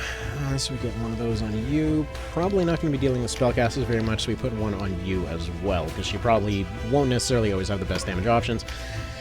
So let's go ahead and get this going here. Now, reason for this, again, last time we got a little bit overwhelmed because, well, massive elemental weakness gaps in the team, so they were able to exploit that very well. Ultimately, ended up getting, funnily enough, we survived. We managed to mitigate the damage coming in from the Griffs, only to have the Hail Mary Lizard recruit fail enough times to get the Wizard killed. So we're just going to go ahead and not go over that this time. Anyway, and again, we are still in a position where Mr. Pants cannot currently do anything until the end of the chapter, so in order to get his weapon back and pay his penance, you know, we're gonna see how stuff happens there. Now, the range should be only here's the thing. I want to say the other day I saw a chance for melee attacks to fail based off the range. Is that actually still the case here? No, it's still 100. Although, interestingly enough, I feel like it's still reducing it somewhat. Like, his odds are not 100%. Okay, whatever. It's not going to help us much in this case, but still, you know, it's something. Now, another thing that I want to test, I forget if I was going on about this last time or not, but we do seem to have some sort of theory in place stating that it might be... it might be agility that's also boosting ranged attacks, so if it is split between 3 skills, that would be very interesting, and that's something that I actually plan to make a video on immediately after this, so we'll deal with that at that point. Yeah, I have 3 videos now that I keep getting repeatedly stuck on. That's a combination of this one, it's just like getting the rest of Chapter 1 finished for Nothing Burger, then was trying to do another one, trying to explain the whole, like, why people argue over One Vision over Reborn kind of situation, and then also for another one trying to explain the whole agility situation, so we'll see. Also, I still forgot to put items on that. Dang it! Good job. Good job. Why are you doing that? Being very forgetful this week. I will continue blaming the cold. Alright, anyway. So nothing for the Knights to be defending against. This time it appears that Ravenous is not feeling super confident in terms of charging out, so that's kind of interesting. Anyway, let's go ahead and have you buff up ye Soldier Man over here. Now, the reason that I didn't have him buff himself is I figured Denim's not really doing anything anyway. I might as well just do that with him. So we know that that's the one we're going to be targeting. Is that the one with higher dex, though? Let's see, they're running 84 dex this time, this one's running 90. Good lord, their dex is even higher than before. Why does it get higher every time? It doesn't really, it's just funny to say it that way. Okay, additionally, we're just going to continue just roasting our cash in a gigantic pile here by boosting yet another unit. And what about you? You're going to go ahead and go for some poison here. Or I guess he won't. Okay, whatever. Anyway, Poison's really going to be our big damage dealer here. Basically, Griffins are fast, their RT ticks down fast, Poison rips through them real fast. Better metabolism, better damage. So, that's going to be kind of our plan A here. But again, you know, 30% odds, we're rolling for concentration, that's why we're just kind of wasting their turns, more or less. And then we're going to follow that up with damage moves and or disrupting debuffs as we can, as the party holds out, waiting for the thing to die of poison. As the game goes on, we are going to be relying on this more and more, because again, we are, you know, running minimum level for all intents and purposes. So that will be helpful over time. Switch over to spells on her, because those counter rocks are going to tear through our guys here. Alright, so, you go here. You go over here. Do we need anyone healing? Not really. Ideally, Griff goes up for one of those backline units. That's why I'm kind of setting up a sort of circle of units. I want them to go for one of the squishies in the middle, at which point the squishies retreat, make sure they've got their debuffs going. Trying to take minimum turns with these guys as much as possible. Anyway, squishies retreat, at which point we can go ahead and, you know, start making some headway here.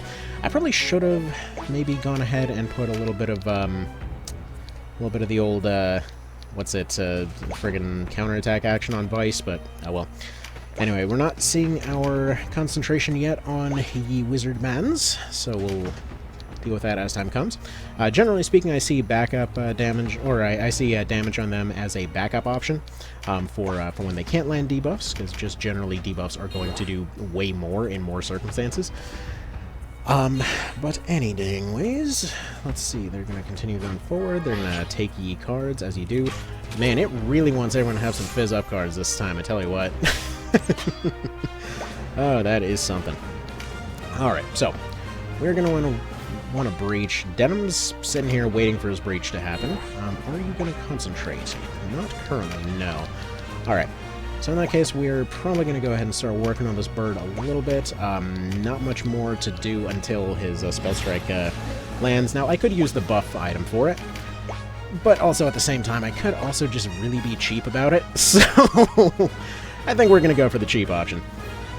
Anyway, so she's going to go for the heal. We probably could have maybe left some more armor on Ravenous, but I'm kind of liking the fact that she's functioning as a free, like, Deathless Lightning Rod for all intents and purposes, while still potentially throwing out some damage. Her stats are going to be a bit lower because of this rain, and also because of her not having the extra stats off the armor, but oh well. Anyway, let's go ahead and spread him out a little bit, try to invite the Griffin in, and they go for the element-boosted hook there. Alright, anyway, we can go ahead and start off with the brand. I've got other breaches on hand. Actually, quick question. What are you guys carrying? You have a breach, actually. So maybe we don't start off with a breach on her, and you have nothing. Okay, so you go ahead and start off with the brand. The breach will come from the knight. So we want to try to get rid of their attack power as much as possible. You are going to be our breach guy, so you go ahead and move over here, get the breach going. There we are. Now, unfortunately, this leaves a couple of our units out of position. Out of curiosity, do you have any odds on Mr. Falk? You do not. Would have been nice. Oh, well, anyway, next order of business. Big heal on Sponge. I want Sponge living as much as possible. We need to get Sponge out of here.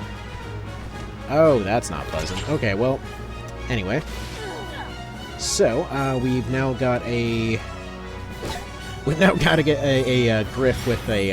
as long as we don't get a brand on him, he actually does have a one-shot potential on us. Either way, we actually might as well just split our options here. Just spend about $1,000 in order to do so. Okay. So, first things first. Yeah, you have not started your debuff roll yet, so instead you're on healing duty. Let's go ahead and make that happen. There you go. Swear to God, there's going to be immediate comments of like, oh, no, that's why you shouldn't use debuffs. Like, dude, oh my God, I will gladly take, like, it could be 10% and it will still be worth it for me. Anyway. So, let's go ahead and brand you as well. Just get rid of the overall threat of these guys. But yeah, crit boosted numbing hook with that 2-tile range is some scary bullshit, I'll tell you what. But we now have the weaker of the two available here, so 280 on you, 262 on you. Yeah. Actually, let's go ahead and do this, because he's going to counter. He's going to take the extra knockback damage. He's going to take a pincer. He decided not to counter because it's mighty. Of course, right. Use the brain, do the think. At this point, do we even bother with the poison? Because we can just potentially tap him into range. All we need to do is survive one round and potentially just pile on, because we have a lot of units in position right now.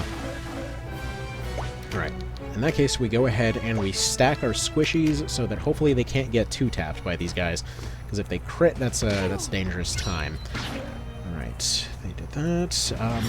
Basically, one more attack out of Tornado will definitely sort that job out. Most of them should hopefully be targeting Ravenous, especially on the range side, although... Yeah, there we go. So they're going to go ahead and throw that big meaty number out there. Which one of these cups is my coffee? Hello. Ah, delicious coffee. Okay. That's fine. Go for Kashwa. You do you. Unfortunately, though, this does mean that we have to shield bash that Griff back a little bit. Because now we're in a bit of a tight spot here. Anyway, backup plan. We are going to go ahead and hammer this guy. Because I want to see if we can maybe do some, not necessarily some extra damage, but I do want to see if we can maybe, let's kind of hedge our bets, so to speak, because if they do suddenly decide to fly away, kind of gives us something to work with here. Alright, so we'll go for Mendleaf. That's fine. I really should take his armor away so that he's functioning as a lightning rod. Alright, she's got a shield. She can shield bash this guy backwards. Is that going to put him into anything special? Not necessarily. He's also technically getting a burst right now, so she can basically do wizard level damage to this guy. And technically she still would be in position to knock him into a pincer. Can we follow up with that pincer? We might actually... Okay, let's see. 45 brings him down to about 300. This one, let's see, it's Lodwick that's there. Can Lodwick make that move? No, Lodwick gets countered there. That doesn't make the move that we need him to make. Because we need somebody over here.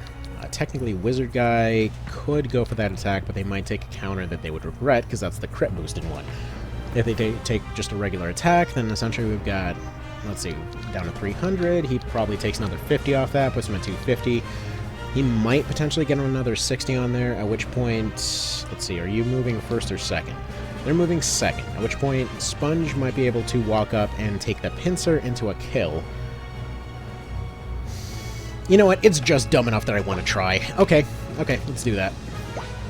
Actually, wait, what? Oh, you know what? Actually, we can do a lot better then.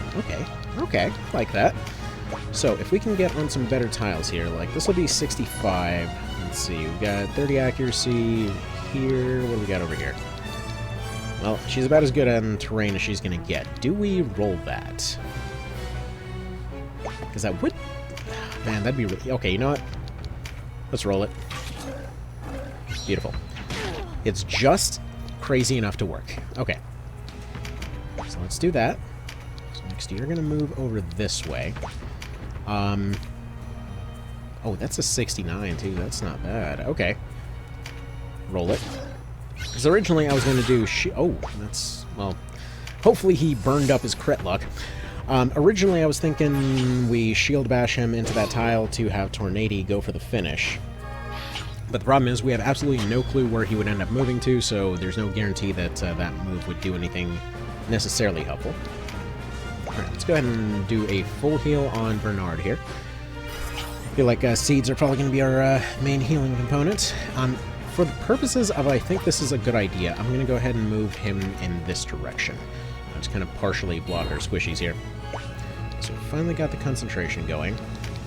30% is definitely worth rolling in this case, though I feel like we're probably going to have a safer time maybe just defending here. So she's stunned. He is way more in the open, but can potentially block some of the entry tiles to the Cleric there. Cleric will get a turn before they move, so he can essentially stay in the open. Roughly in the open, anyway. So you can stay right there. Griff comes in, whatever happens, the Cleric fixes it. Hopefully Weaken doesn't wear off. That would not be a good time for that to happen. And what do we got here? Yeah, we got you going that way, and didn't take any crit. I don't think that's the one that's critting, right? Yeah, no, that's not the crit boosted one. Anyway, yes, I know they've got names, dang it! And I will remember them eventually, maybe, kinda, sorta. I'm thinking about it. Alright, now you move there. Perfect. That's what I like to see, and that is a big meaty crit coming out of you. Now, just for the purpose of safety, let's see. This could potentially end the fight, but I don't feel like risking that. So let's go ahead and heal up Sponge. This is, again, Sponge's role. I know that, you know, we're going to have other ways to redirect damage, but for the time being, that is pretty reliable. Nice miss. Okay, so...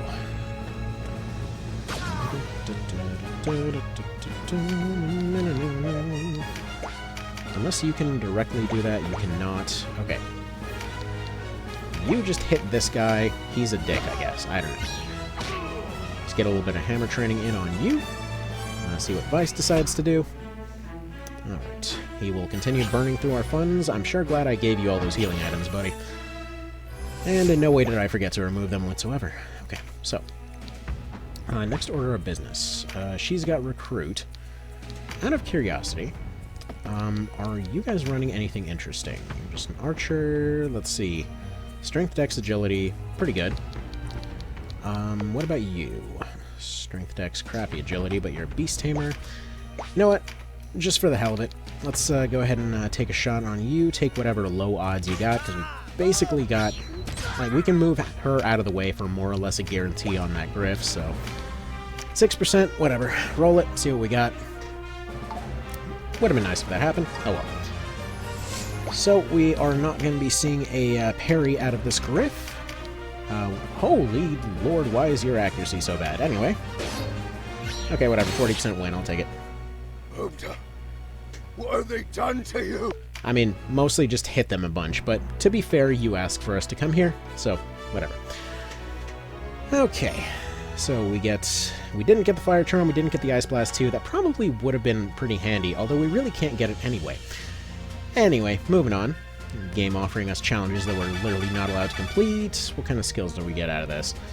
Let's see, HP up on Simon, got more skills on Tornado plus Siege. That's not going to be useful until next chapter. Pants got Siege. He might as well use Siege, because he's got nothing better to do right now. Alright, let's go ahead and save it then. Sell the staves, because realistically we're never going to use staves. Sell the broadsword. Probably sell the Viking swords too. I mean, I might want another two-hander down the road. I think we are guaranteed to get one in the next fight anyway, so just have that, and we need to pick up more debuff items. I would like to see... Okay, we're probably not running into any issues with this just yet. I'm picking up 2 antidotes for Chapter 2, because there are some points where we might potentially need that, but either way. We go ahead and pick up several more plumes, some basins. I feel like we're probably good on brands. Yeah, because realistically, the next one we're probably going to need it for is Vice. So we'll go ahead and leave that there. Spell Strikes. Get some backup plans going on that. And do we need any of these marks? I don't think so. We have at least one of each. Do we get one more? Maybe not. Maybe not. Gear-wise, we're pretty much going to get most of what we need from fights going forward. We're going to need to spend some money on crossbows once we get to Chapter 2. Claws-wise, I want to run cat claws. I know that for a fact. Like, that's happening. Cat and tiger claws are, as far as I'm concerned, the best fest weapons in the game. Like, again, it just cracks me up that...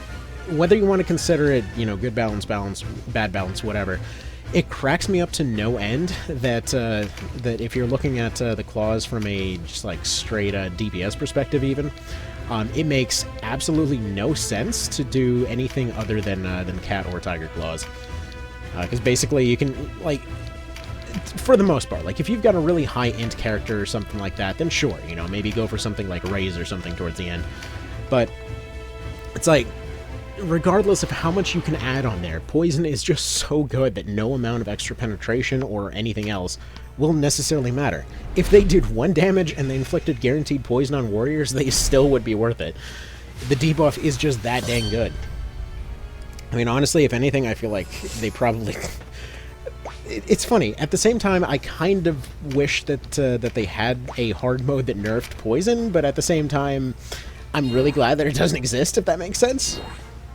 And of course, Bernard, of course you're gonna roll that concentration first round here. You know, you just go ahead and do that, man. Alright. So, we get the best music in the frickin' game. We get our nice little rainstorm going, and we get a nice little turkey shoot for our archers to take part in. So we go ahead and snipe their dudes before they even get close. We're going to hold off on the recruitment of additional units for this particular fight. Well, I guess we should scout out for anything interesting they might be carrying, though realistically, we probably... Ooh. My dude, that vitality, what even is that? Okay, I'm sorry, we actually got to recruit this guy. That vitality is some insanity. That dude is made of meat.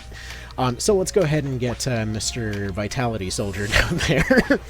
I know it seems weird that I'm, you know, going and wanting to get all these Vitality units and whatever else, but I want to specifically have a whole number of knights that are going to be essentially Vitality and Resistance boosted. So if I can start them off, you know, at a pretty high number already, like we've got Bricky over there, then, you know, we're on to something. And we're going to be going somewhere. The sooner we can make them into knights, the better they'll be tipping in that particular direction. They put phalanx on top of that, and there's kind of a certain break point that you get to where you can just basically tip straight into phalanx and just basically steamroll. Like, at that point, you just have full control of your entire environment. Sure, there's, again, other ways to do it, but I prefer the lock everybody in place and throw poison at it until it goes away approach. Anyone that watched the X Division run knows exactly what I'm talking about. For anyone that wasn't around for the X Division days, basically X Division is a mod for Xenonauts. It's if you've ever seen the Long War mod for XCOM, it's basically that for Xenonauts, which Xenonauts is basically like a slightly more modern take on like original XCOM and all that kind of thing, right? Which just basically just adds a bunch of quality of life stuff and just generally has a nice, like a much nicer flow to it. Like, personally, what appeals to me is that your people never become, like, wizard super soldiers or any of that kind of business. It's literally just, when you research psionics, they're like, yeah, we can't become psychics. I don't know what you were expecting out of this. Like, I absolutely love that, but any dang ways. So, I absolutely love Xenonauts, but then X Division is basically, like, just taking all of that up to 11, wherein you have engagements that are absolutely gigantic. You have more or less local small armies coming in to help your squad. Like, you show up to a friggin' terror mission and it is a straight up war zone. It's absolutely wild. Actually, a lot of the concepts that Reborn ends up kind of relying on keep making me think of playing through X Division, which is one of those reasons that I really, really love it. Just these, you know, everything is absolute chaos type feelings. Anyway, so in that one, like, one of my preferred strategies was always to get like asphyxiating gas and just more or less load that up into rocket launchers. Just have everybody stow a crap load of rocket launchers in their dropship. Usually have everybody run out holding one of those rocket launchers, and then just basically just go and gas the entire place to make everybody fall asleep. And then, like, finally just roll in with just everybody running, like, either stun batons or axes and riot shields. Which, yeah, it seems strange at first, but it's weirdly effective. Especially early on there. Like, when you get, if you specialize in armor that specifically is just good at its kind of, like, hard factors, so to speak. So you get, like, armor that reduces TP or TU costs, but also reduces your TU total. Which the idea is supposed to be that you take short, effective movements and you have really good, you know, overall armor value. But basically what it ends up translating to is that it also reduces the costs of things that already are very cheap. For example, swinging a melee weapon, which has very high penetration. And then, like, let's say you take one of these melee weapons made out of friggin' alien chitin or whatever, so you get a one-handed axe, or even, actually no, the daggers were one-handed, the axes were two-handed, right? So you have them run up with this armor, with a riot shield. The shield essentially blocks incoming damage until they get close. They burn through the shield, they drop the shield, they whip out the axe, and its turn cost is so friggin' low that they can just start just going and walloping everybody. It's just an absolute just fun time, you know? Anyway, so point being that, yeah, you can just clear out entire swaths of enemy units that way. And then when, you know, when they started carrying around gas masks all the time, then there became the option to have just electric rounds that you could load into those rocket launchers too. And technically it was a little bit of a, you know, a bit of a glitch, apparently. Like, I didn't realize for the longest time that when I was loading those electric rockets into the rocket launchers, if you do them from the inventory menu in a particular way, it just basically duplicates the rocket instead of spending the resources for it. So what should have been a limited resource instead turned into just launching gigantic battery rounds at everybody. So just like go and man, my friggin' nose, good lord. So just like land in the middle of a city and just start firing a bunch of just electric plasma, whatever frickin' balls everywhere, just going and stunning everything on the map. Just going and collecting all their unconscious selves, loading them into the dropship, and then like going and clearing out with automatic shotguns. Man, oh man, I absolutely love that mod. And which, by the way, I should be back to covering that and Xenonauts 2 at some point. That's kind of the next port of call, so to speak. Now, while there are a few things I'd like to cover, Xenonauts, or rather X Division with some challenge runs, and also Xenonauts 2 is definitely kind of the next thing I'm looking forward to here. Okay, so, quick thing. Wait, who the hell did we want to recruit? We haven't killed him yet, have we? Walter. Okay, that was the dude we wanted. I meant to hit B. If I recruit you, that's a mistake. Okay. Thank you for not joining us. Anyway, have a decapitation. Moving on. But yeah, like Xenonauts 2 was coming along pretty darn well, so I was very excited about covering that at some point. Anyway, we have Denim move forward, kind of refill our line here, so to speak. By the way, that's not to say, for the record, that's not to say that I'm going to stop covering Reborn stuff. I mean, I've been at this for years. Technically speaking, I started covering Tactics Ogre stuff like over a decade ago. I think it's safe to say that I might like it enough to keep continuing on. Anyway, I swear, every time that I mention another game, there's always going to be comments of like, oh, no, don't abandon Tactics Ogre. Dude, I've been covering this for so dang long that yes, I will continue covering it. Like, this is my favorite friggin' game. What are you talking about? And I am talking about Tactics Ogre as a whole. It isn't specifically like, you know, I will only cover Reborn or I'll only cover One Vision. It's whatever form it takes that day is what I'm covering. Okay. So, let's go ahead and move you back a little bit because you're kind of in a dangerous spot and continue on with the poison spam. Can't wait till their mind score doesn't suck. Anyway, let's see. What kind of stuff are we working on here? I feel like you need a little bit of a top off. Make that happen. Like, so far, aside from getting completely ravaged by, you know, just straight up bad decisions that first go around with the Griffins, it's actually going pretty darn smooth, I gotta say. I kind of expect this to continue going particularly smooth. Like, really, once we unlock craftables, that's when stuff's gonna start getting, like, next level amounts of smooth, but either way, you know, one thing at a time. Anyway, currently our Wizard is at threat from the side. We'll go ahead and settle for at threat from the side. Once we can move some other units around, we'll do something about that. For now, the archers just keep firing at whatever, really. They're just kind of here to train. Let's see. You go defend the wizard. You're not doing anything anyway. Alright, there we go. And there we go. That's why we get poison going. Like, they're just over there just completely bleeding this whole team dry. I wish that was the guy that we wanted to recruit, but oh well. Alright, let's see. Yeah, you don't have the points. Yeah, let's go for you. Fair enough, I suppose. So that was a complete nothing turn. What do we got next? You're going to heal somebody. Of course you will. Totally forgot Vice is down there. He's kind of in a bit of an important spot, so maybe we should heal him, huh? I know he doesn't count, but, you know, still. For the purpose of we probably should, we'll go ahead and leave him there. Yeah, I would be going very deliberately for neutral this time around if it wasn't for the fact that, you know, Chaos Cressida is just frickin', like, constantly requested as a guide. And I still haven't gotten to it on suboptimal for the PSP version.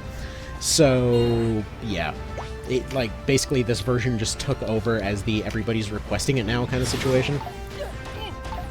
Anyway, so. Pew. Shot there. You're gonna go ahead and recover. Man, I can't wait till they get extend. Like, once they get extend, you can do your war crimes from the next zip code over. You don't have to actually approach anybody for any reason. I forgot to pick up more seeds. That's a problem. That is what I was forgetting at the store. A bit of a problem, but oh well. For the time being, you continue being on anti-archer duty. And again, I'm aware there will be inevitable comments, like, oh, then they're only good against themselves. No, they're not. Wait till we get the bow guns, you'll see. Like, I feel like archers really come into their own around, beginning of Chapter 2. Like, once they get the bowgun +1 and Eagle Eye, all bets are off. Like, at that point, they're just off to the races with how much crap they can do. It doesn't matter that they don't really do damage in that situation. It just completely does not matter. Again, they can't exactly take damage or whatever else if the other guy's not moving, so, you know. What can I say? I really love my my lame stall strats. It's just my personal favorite. See, like, okay, in that particular case, right, the guy was attacking, and he did end up taking that penalty from the rain. He did take a hard penalty. So I feel like there's hard penalties and soft penalties, just to quick explain this. Because sometimes... Oh, I see what it is. Okay, so, current theory on how this works. Hard rain is 20% negative accuracy for everybody, except for spellcasters. Light rain is negative accuracy towards archers. That makes a lot more sense. And then heavy rain must also decrease their accuracy significantly beyond that, but their accuracy is so dang high as just a general rule that it probably doesn't matter as much. Okay. That makes sense. That makes total sense. Now, Mr. Walter. Sir, your utter beefiness is looking real nice for our party. Would you like to join? Apparently still no. But we will convince him. You know, you get hit by an axe enough times, you tend to think about things a little bit differently. But all things in time. Alright, so I kind of want Vice out of the picture now, so we're just going to go ahead and throw that out there in case it happens to land. Retreat view, though. We're going to see some warriors coming up. And there we go. Vice is out of the picture. Anyway, honestly, that was pretty much inevitable. That Amazon is a massive threat, though. She's the one that picked up crit, I believe. And crits be scary. No, she's the skill one. Who's the crit one? Oh, that's Walter that picked up the crit. Oh, dear. Well, if we recruit him, we can't use him. But, alright. In that case, he is poisoned. We can't put him to sleep. Can we charm him? Like, he'll be out of commission for a little while if we do that, and this is a little bit of a dangerous move, but I expect to be able to support him with the Valk pretty quick here. Would you like to... And, by the way, I'm aware even if this does hit, it'll wear off pretty much immediately. Well, oh well. Basically, the reason that I was going for that is because I would not like to risk that, that crit coming off that dude. Granted, you might as well just turn it on with an ability, but, you know, details. Alright, what does this look like? 0%? Worth a shot. That is to say, not worth a shot. Okay, so, got a heavy axe for free. I knew that was coming. That's, I mean, that basically happens every time. Let's see. Anything we want to do on you? Not really. You just go ahead and hold still there. Nice. Very, very nice, in fact. I feel like Savage Horns are going to be quite a bit of a major deal as time goes on. So, because of the fact that stuff like weather, debuffs, whatever else, seem to affect the maximum values that stuff can have, the reason that I'm seeing that as gigantic here is because in many cases the normal values are something that, as we continue getting under-leveled, are gonna basically be out of the question for us. This is something that came up all the time for what's it, friggin' Nothing Burger, not Nothing Burger, but for Suboptimal. So I'm expecting a very, very similar situation where we're just kind of expecting debuffs to carry a large part of what we're going for. So I would expect that to continue to be the case. Anyway, move here. Let's see. Tornado can probably go ahead and finish off somebody here. It would be real nice if you could get this guy gone, because he's a bit of a tick right now. So I'm leaving him the opportunity to continue going backwards, just because it gets him out of the picture for the time being. Like, realistically, I could block him off, but then they might go for the double on Jensen here. Okay, go for the poison. 2 ticks of that, we'll see him dead. Didn't land. Go ahead and retreat just to be safe.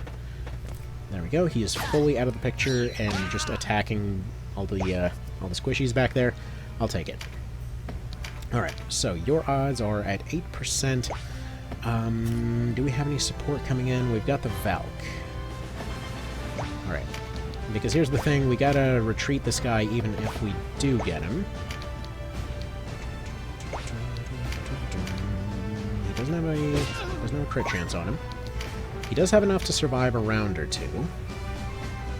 Alright, well, that's fine. You just stay where you are. Those guys are poisoned. because this guy's at low health, I'm just gonna fly our wizard out of there. Go ahead and just finish this dude off. Yep. Quick curiosity here. Yeah, we are prevailing water, so that's probably why he did a little bit more to that guy. I mean, granted, he was not exactly a very resilient class, but, or just resilient setup in general. But as you can see, with prevailing element going up, our water damage is similarly going up. It's minor. Like, we're definitely going to see a lot more of it this early, and then very far into the late game. It tends to drop off around the middle. Basically, prevailing element is just an increase to your maximum potential damage, so if you're already circumventing defenses for the most part, if your scaling has already sort of become freeform, so to speak, that's when it matters. So we're looking primarily to stack water, I suppose, which is a bit of a weird problem considering that we're also having a leader specializing in fire. You know what? Whatever, details. Now that I think about it, then we probably want to be running melee whips or something. Details for another time. Oh well. Alright, you continue sitting still.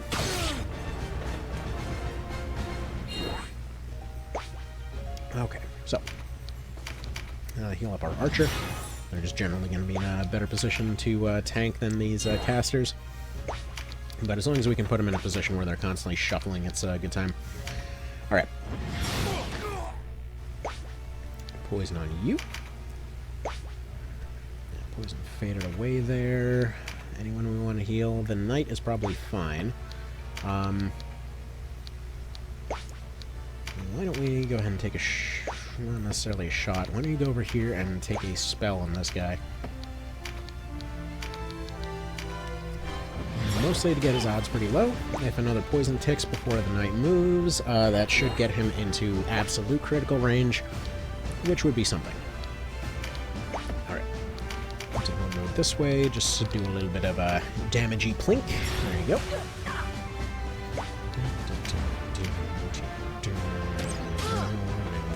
I love this build-up. Like, absolutely love this, this build-up right here. Like, I have to say, whoever did the reorchestration for Reborn must have been a massive Vivaldi fan, because there's so many moments that are like, man, I just love the Vivaldi build-up right now. I know that's pretty much not the official term or whatever else, but like, every Vivaldi piece has that freaking build-up, and I love it.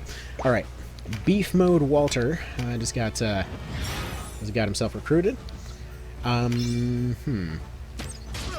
Let's see, he needs a name. What do we do with him? I don't know. We'll decide in a moment. We go after this one. Actually, why don't we name him Frank after apparently Tardy's horse? Let's make that happen. Alright. Frank Horgan. That works.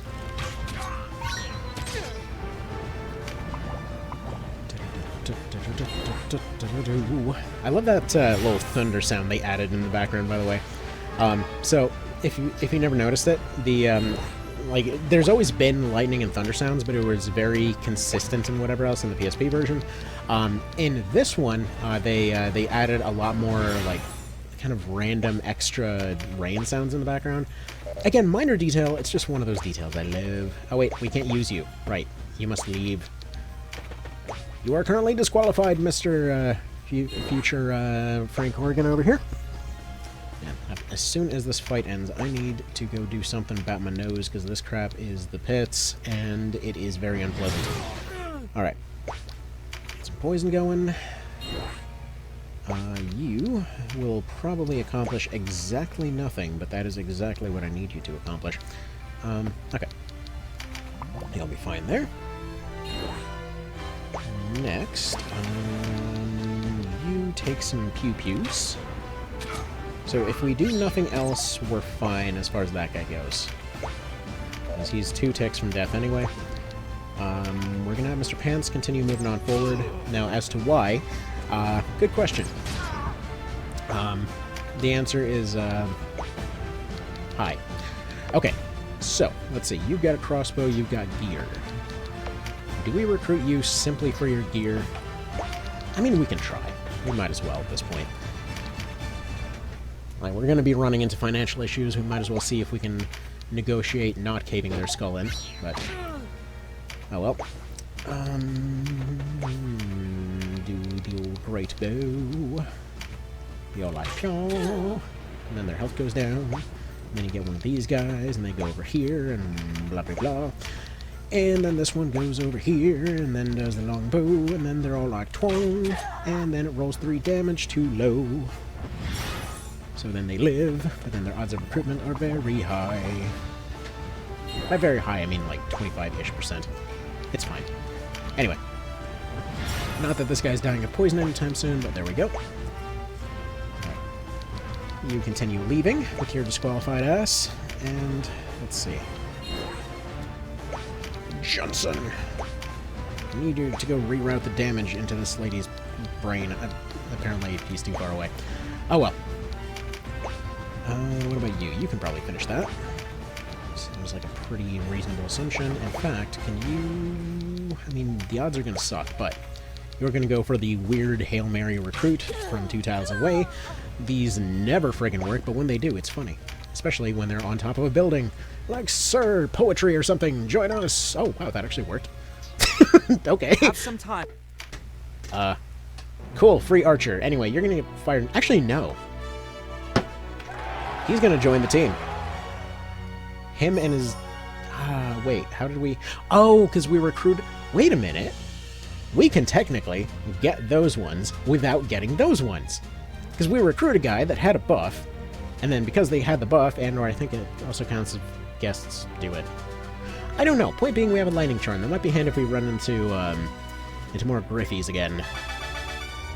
Alright, we got some skills out of that. What do we got? Neat.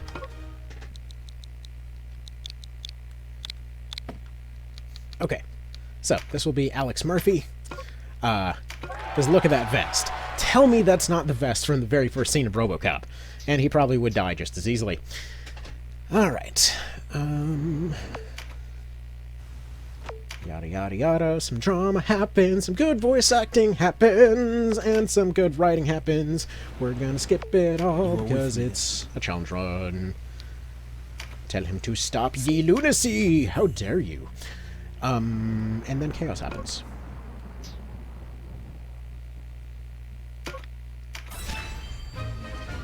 The sheer chaos. The sheer audacity of it all! Okay. So, first things first. There be archers, we got sidesteps. That's going to be fine. Poison's going to help us a lot here. We are going to want some countering and pushing and all of that kind of business. So, as a result, you get a knife. Vice, you ass! You stole my... Oh, I forgot that they take their equipment with you now. He stole my dirk. What an absolute prick. Alright, moving on. So, Bricky, out in front. What is your deal, by the way? New guy. New guy, Frank Horgan. Let's see, 75 vit. How does that compare? I mean, you got nothing on Bricky, but you're still doing better than Tornady. Let's go ahead and change you into a knight and see how that makes you feel. So let's do knight. Knights are going to be pretty darn reliable. Pretty much for most of the game. Funnily enough, I recently saw a guide that was claiming that they apparently completely fell off. I'm like, no.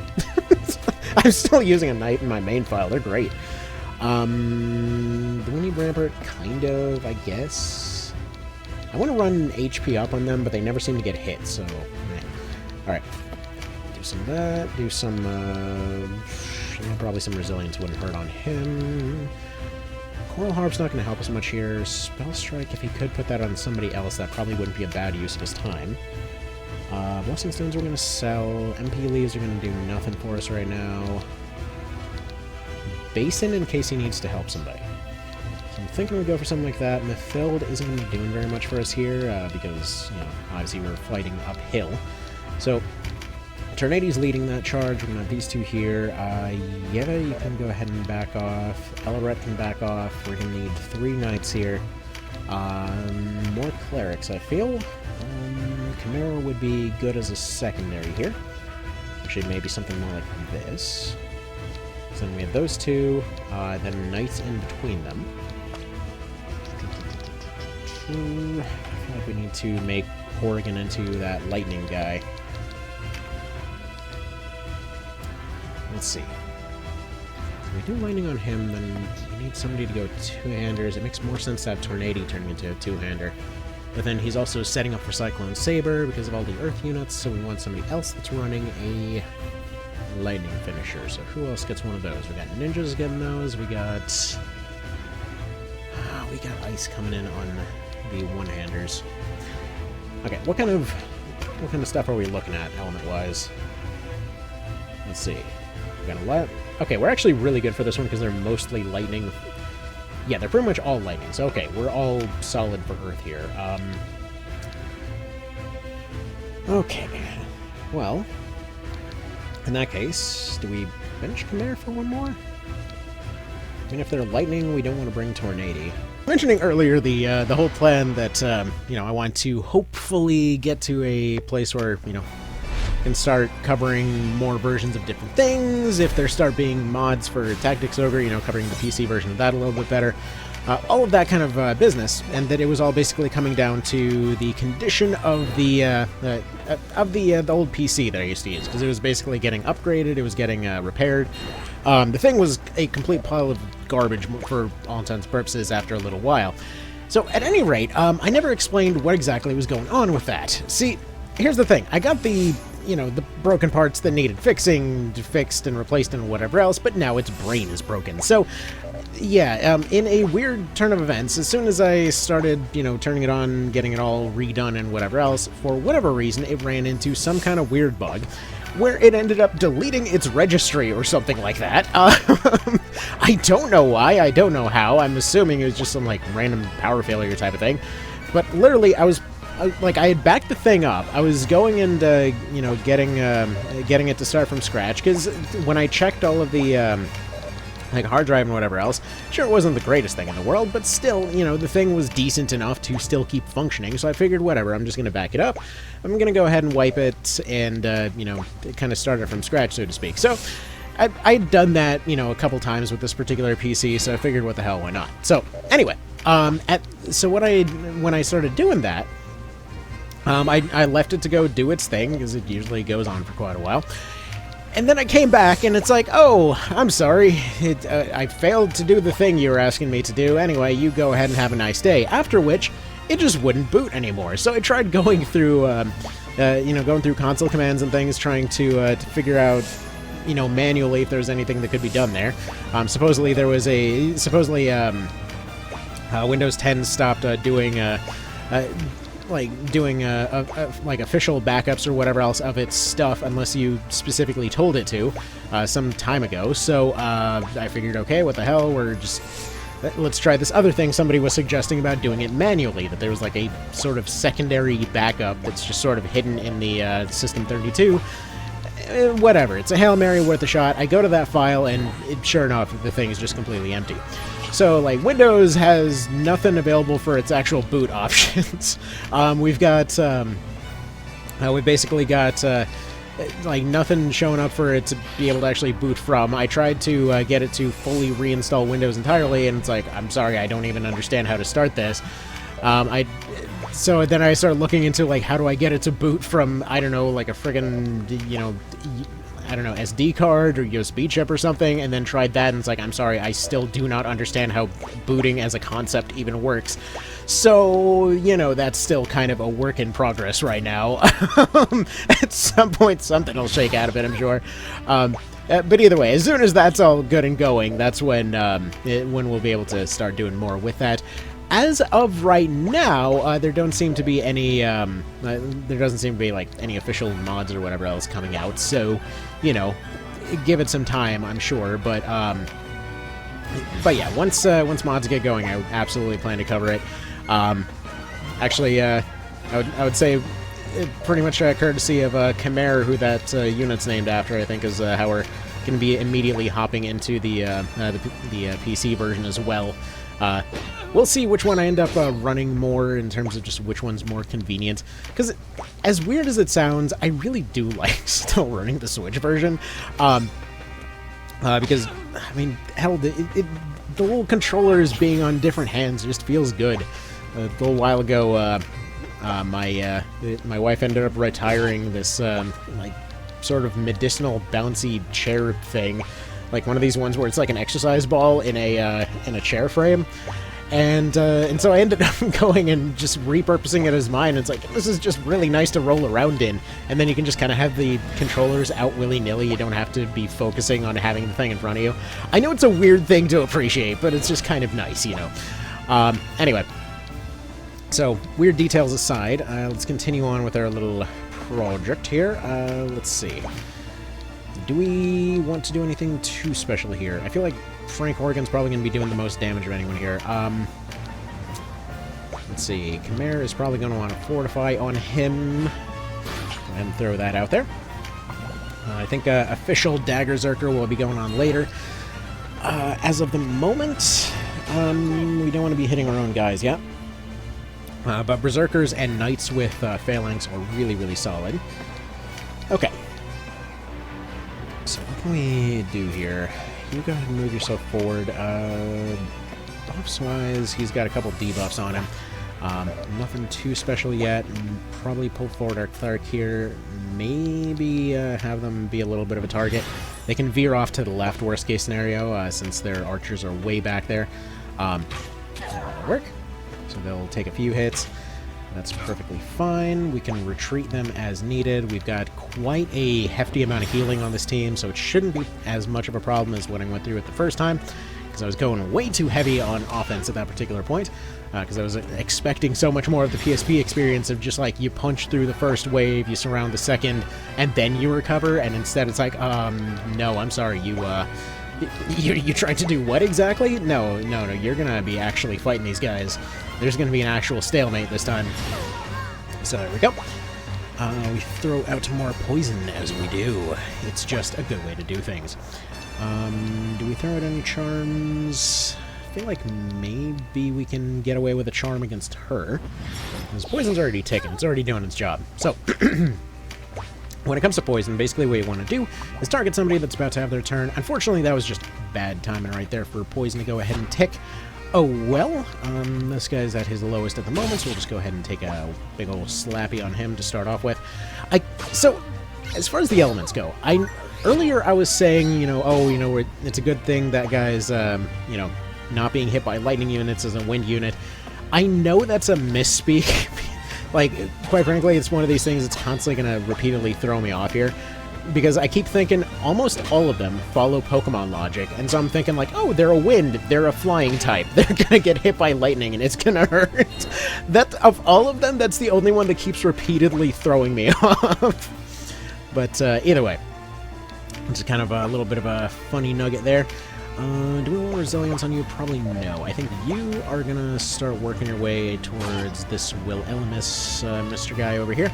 I forgot to put on better skills. He needed more stuff to work with. He needed more spells, that kind of business. We will continue keeping our little wall shape down the middle here, keeping our diagonal going. Yeah, we can't really get into a reasonable recruiting position with him. These guys are also going to have some pretty solid overall loyalty. So I'm not going to worry too much about that. You're going to try to recruit this guy just on the off chance that it saves us from doing that extra damage, but, you know, realistically, whatever. There we go. Yeah, he didn't have the MP to actually throw out a heal there. Okay, so next order of business. I think we're going to go ahead and body block here, just so Khmer doesn't get himself got. We're going to throw a mead over on Bride here. By the way, the reason that I'm willing to burn through so many items to make these early fights safer, I'm expecting to have a pretty big moment when it comes to finances around the middle of the game. Because a lot of the weapons that I plan to rely on, and a lot of the gear that I plan to rely on, will be coming in early Chapter 2. So early Chapter 2, we're going to see a absolute ton of expenditures, and we're not even going to get all the stuff that we want to get. But once crafting hits, there's certain pieces of equipment that, as far as I'm concerned, are just straight up going to be non-negotiable for the plans that I have in mind. Sweet lord, that is some numbers coming out of that archer. Anyway, moving on. There's going to be a second archer coming, though, and we will need some stuff. Okay, you know what? See if you can turn him off before he's a problem, otherwise we might have an issue here. Okay. That's unfortunate. Okay. Anyway, hopefully this won't become a problem. Okay. Do not... Okay, good. He didn't end up targeting him because she was in... Basically, she was a good enough target that he decided that was the way to go. So, that works out fine. So we can either go for more poison here and a retreat, which might work. He shouldn't be within archer range at that point.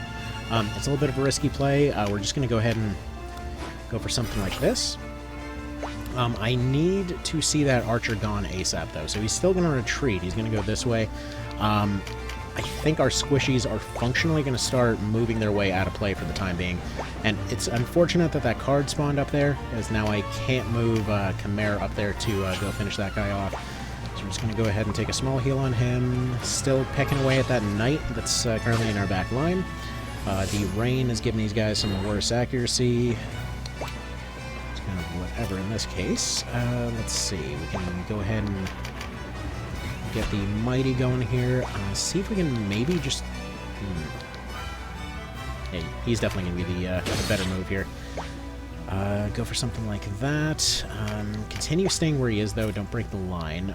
Do you, by any chance, want to join? Probably not. Let's push her out of the way for the time being. Because I want to expand this a little bit. I don't want her going after everyone here. Roll for that 1%. If it happens, it happens. Realistically, it's not going to happen. Like, at this point, when it comes to knights, their overall like MP expenditures are fairly low. That's why I'm pretty confident about doing what I'm doing here with them. Have any of these guys picked up fizzes? No. Okay. Let's see. Does anyone need a severe heal right now? Not particularly. Not enough to burn the item that we got. I'm feeling like we probably want to body block with him, though, so we're going to move over here. Just continue blocking as much as we can. Hopefully block line of sight when it comes to those squishies in the back there. Man, this guy is just hiding behind those cards. It's like he knows the kinds of challenges that we're running into here. Okay. You go ahead and just take a cut on this one, then. I really wish I had picked up a recruit on him, but oh well. Alright, so she's going to finish that guy off finally. It's another tick gone, and she's going to go ahead and cheat with some cards, as you do. Realistically, I'd love to say that we can now focus on getting her killed off, but realistically we have enough stuff going on that is not going to be a focus. Okay. Continue maintaining the line, attempt to go for the recruit, which is going to be very unlikely. For, already previously stated reasons. Now, if that Fizz card archer picks up a crit, that's when we're in some serious doo-doo, but we're going to go ahead and go over here. Once we get into the later stages, we're not going to be worried about these kind of insta-crit situations as much, just because we'll have more stuff to play around with. At this point, not to... like, basically, it's funny, the couple of levels that they've got in this case, like, these guys are running 9s. The units that are getting targeted for those big numbers are roughly going to be about the same. Some of them are 7s, but it's not going to matter nearly as much as time goes on. Like, the one that ended up taking that big hit there was essentially a lightning weakness boosted against a water unit. That's why they ended up targeting and hitting so dang much there. Alright, I feel like these two need to re-up. Like right here, they don't have any wind archers, so we probably don't have to worry too much about him. Once again, she's going for that elemental weakness. He's going and just targeting whoever because he's got no weakness boost against anyone. Anyway, we're gonna go ahead and see if he can maybe counter snipe his own archer. Because realistically, even charming them won't necessarily do very much against their team because they're pretty much all lightning. So, weakness is weakness. It's a system that's a little weird to get used to after years of, the other way. But I don't know, I'm really, really digging the elemental system. Like, it's nice to see more logic showing up to why they're targeting certain units. Like, almost to the level that it almost makes sense of the weird random targeting they sometimes did in PSP. Alright, so he is in danger now, but that's a risk that I was willing to take. That guy's poisoned, so he should be done for. You are unfortunately not in a position to help with this. Okay, in that case, it's time for Brand. And what can Brand do? Can I get into any position to Brand? Okay. Just in case she decides to try and target Khmer, just going to go ahead and Brand Emblem over here to get rid of her offensive abilities for the time being. She's going to finish off that guy. Murder Kashua, go Burr. Nice damage. Anyway. So, Bricky, what are you going to do now? I feel like Bricky could potentially be going after Bride here. Just because, quite frankly, she is a massive thorn in our side here. She's a bit of a tick in our backfield. We need her gone ASAP. Like, if we can roll the low percentage chance to recruit, wonderful. I'd like to see somebody working towards that archer, because if she were to land a crit, that'd be a bit of a problem. It's a bit of a massive weakness on our side right now. Either way, let's get you moving that way. Okay. Let's see. This one's functionally useless right now, although one would be enough to put her into more or less kill range. Still need 2 attacks there. Okay, whatever. Just put her into kill range for now. Or just do it outright. Okay, I forgot about the pincer. I love pincers. That's just like extra damage you forget about half the time. Okay.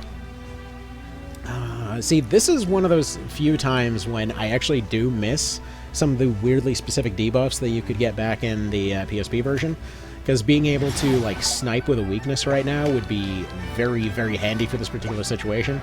But that's probably why they ended up going and smoothing out a lot of those. Because can you imagine, like, it basically just becomes, as soon as you run into an elemental weakness, it's just like, okay, that one gets weakened, that one gets weakened, that one gets weakened, okay, breach, insta-kill, insta-kill.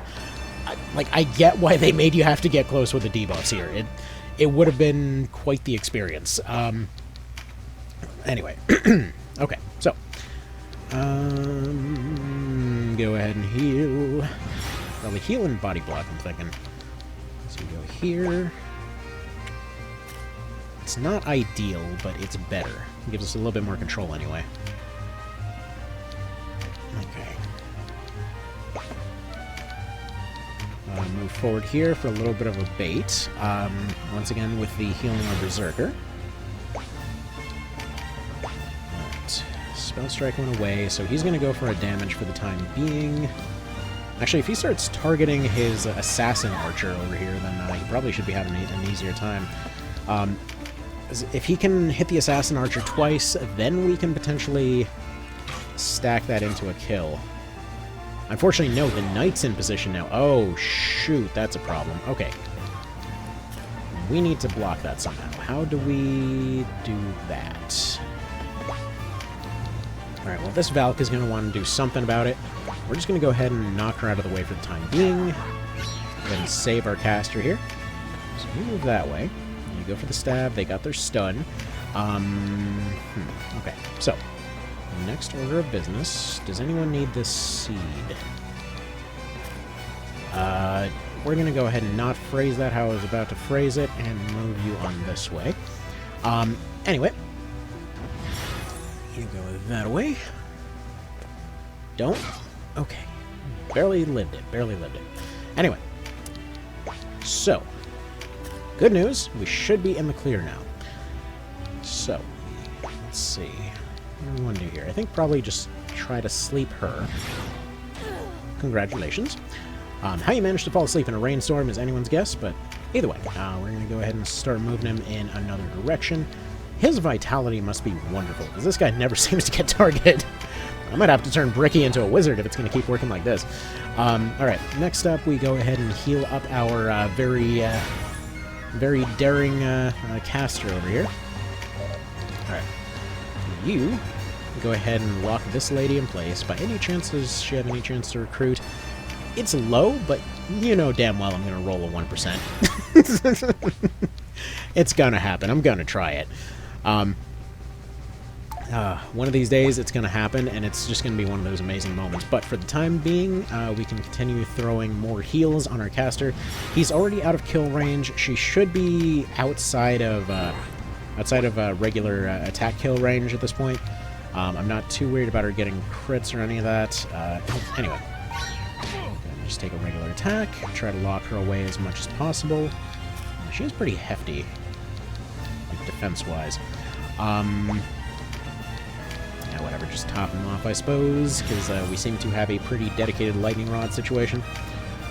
Move you here, because if I'm remembering this correctly, she should be completely line of sight blocked for the most part here pretty soon. Because what I'm going to do is we're going to go ahead and throw out a poison that's just barely not enough because his spell strike hasn't triggered yet. Anyway, take the extra 10 damage from a verse in this case, so you go ahead and drop it there. And now, if he moves right here, she should not have any shot on him. I'm trying to say that 10 times fast. Okay. And additionally, we should be able to do something like this.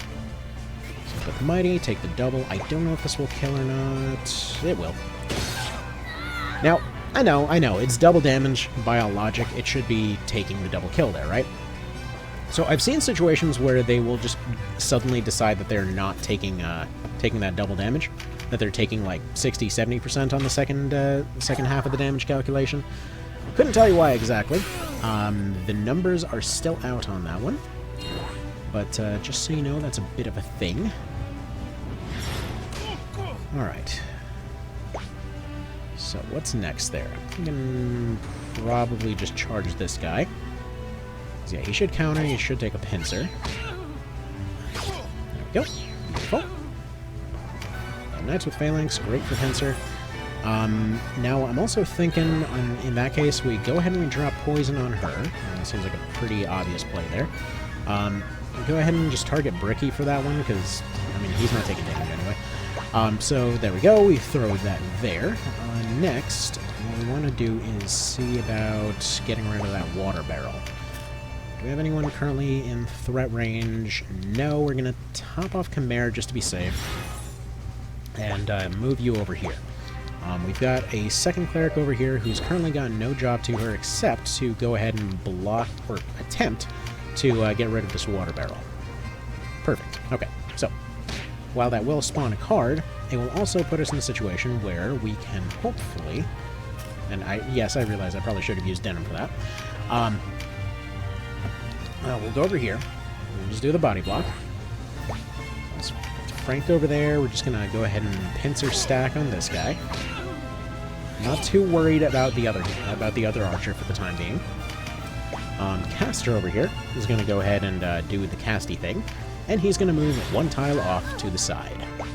Reason for this is then the other knight is going to do something along the lines of pushing her straight off. Okay. So, this guy's got nothing better to do than to axe this lady in question. No odds to recruit, of course. So we go there. And now, we're just going to go ahead and shove her off the cliff. There we go. For a nice big medium amount of damage. So now she's completely out of the fight, for all intents and purposes. As if that guy's loyalty wasn't high enough. There we go. We do have a knight completely in our backfield right now, but either way. Yeah, now the more that I think about it, if there were long-range debuffs, I'm just imagining more and more scenarios in my head now of just, like, people getting sniped with a breach or a weaken, and then just complaining even more that, you know, one-shots were bullshit or something like that. Like, there's already enough without the option for the AI to completely ruin your day with that stuff. Like, if anyone here has played One Vision, it's, you know exactly what happened there. It's like, there were those cases where the AI would snipe you, and you can get yourself set up for, you know, pretty devastating one-shots by the AI. And it's like, yeah, you play around that, but man, oh man, could you imagine new players getting into that? That's the thing. Oh, jeez. Okay. So she's gonna keep doing whatever the hell it is that she's doing. You, as dumb as this sounds, are gonna go for 1 damage punches. You know what? It may take 16 more rounds, but dang it. He's gonna get a kill with that punch. Okay, let's see.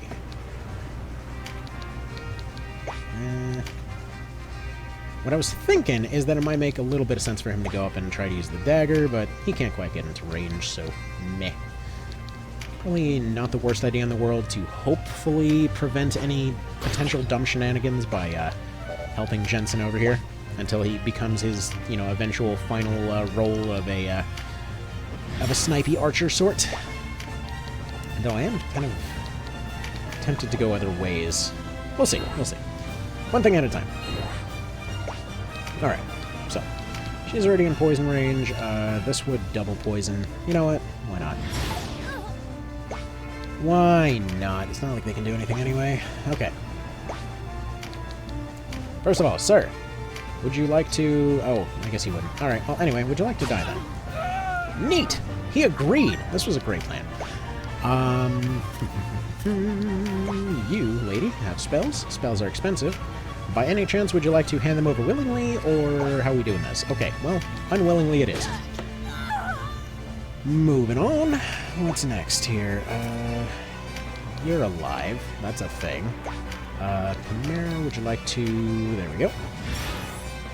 Now, you do that. You will do the shooting, as you do.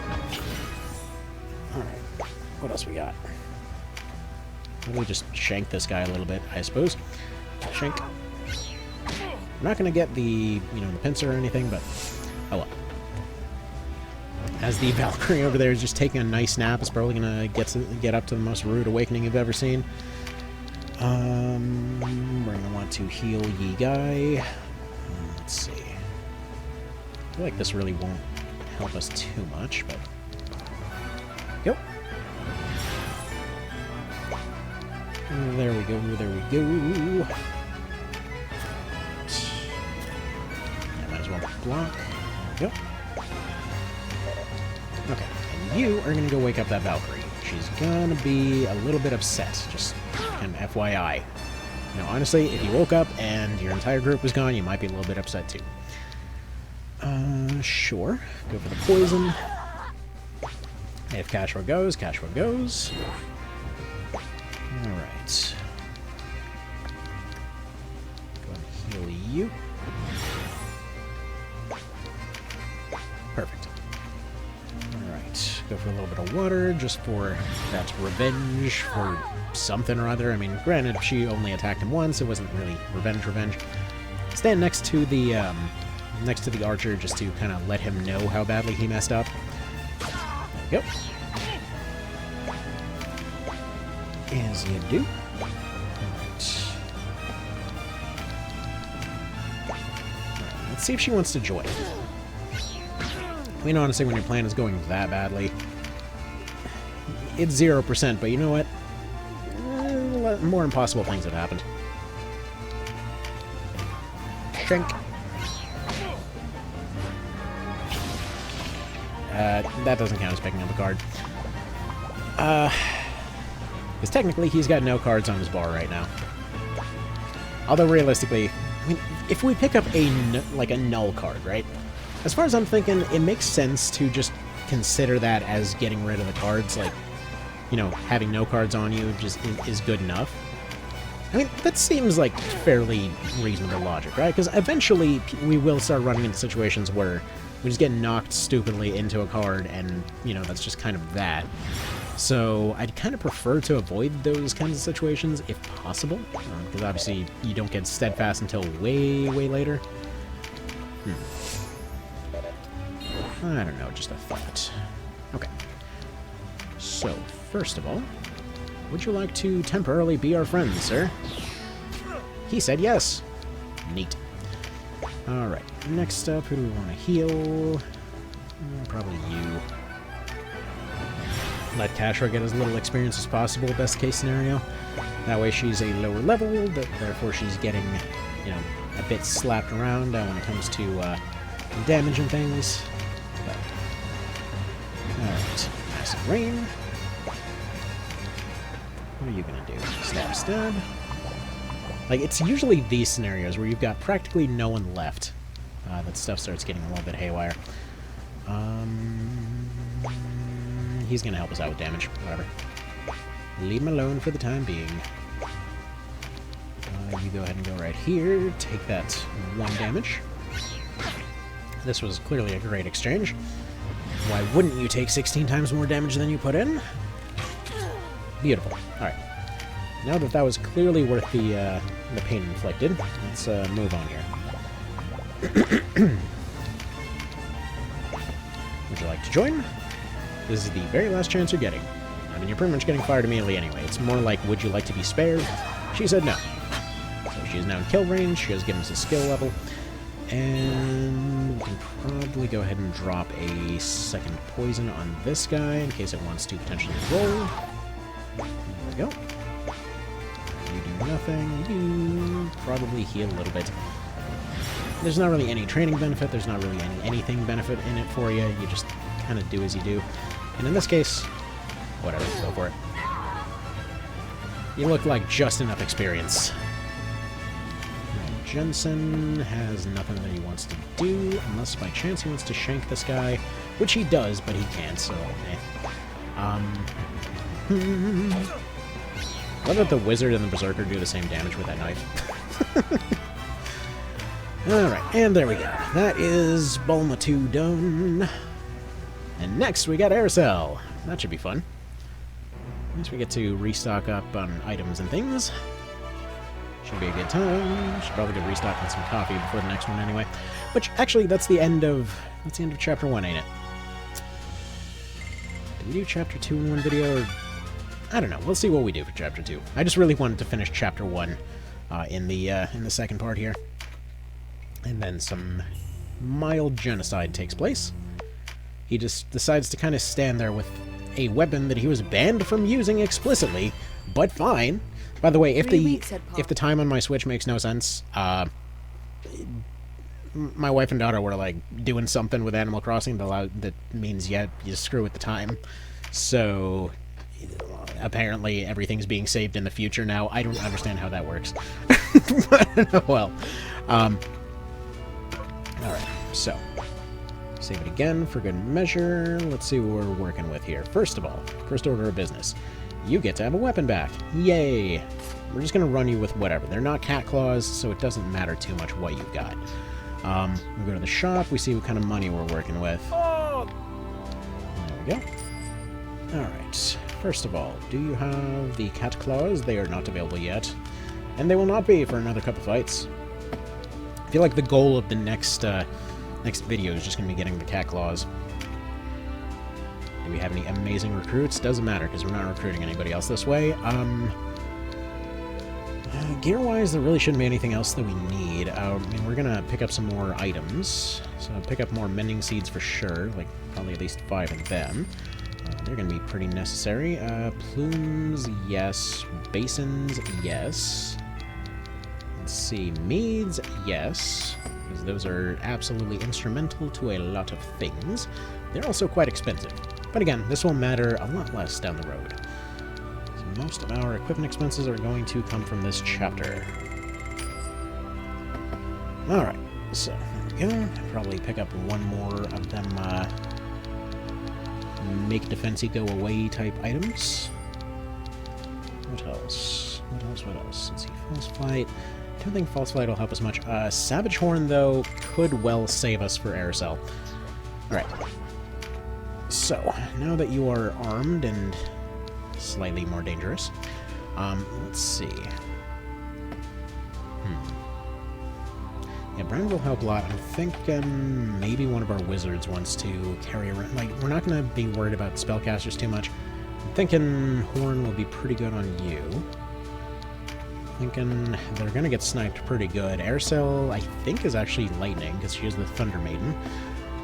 So we might not necessarily want to be running any water wizards. Mathilde might just... I mean, she would be a good lightning rod. If we can give her a lot of kind of heavier armor at this point, better vitality, better armor, that kind of thing. While not ideal, just stacking, like, not ideal damage-wise, stacking for this might help a whole lot. How close is she to a finisher? Not super close. She's probably not getting that until maybe Vice. Shield-wise, she can go a Spice, puts her up a little bit. Out of curiosity, something I want to test here. So, do we have anything that will give one that will still give us 2 strength and 1 dex, but 1 less agility.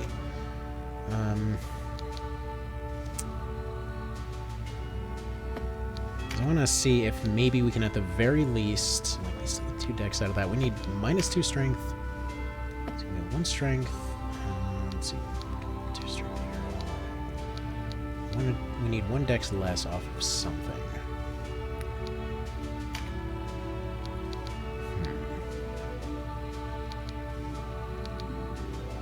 Okay, there has to be some better way to boost agility. Let's see. What else boosts agility at this point? Because that boosts agility. That also boosts dex.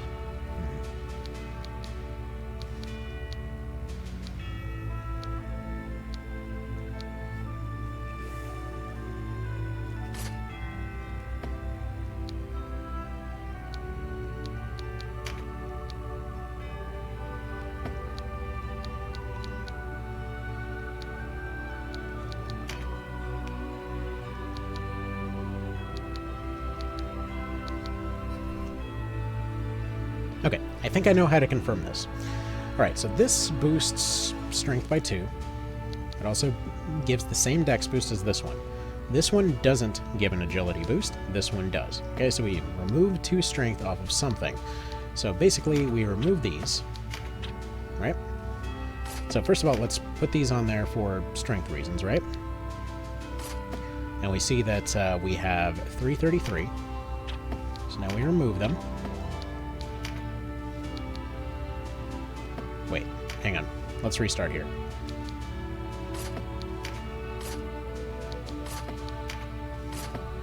Okay, so 330 if we have the strength bonuses and no agility.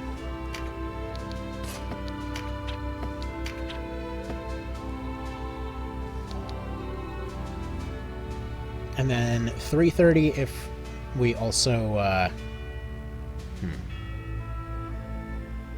Okay, so the agility didn't seem to boost it. At least, allegedly not. We'll see. I have a feeling there's more to this. Somebody was saying it's like 1 point of agility is roughly another point of damage when it comes to dex-based weapons, which honestly seems likely. Either way, that'll be a test for another video. I should really call it at this point. So, you guys have a good one. I will see you next time. Take care. Bye.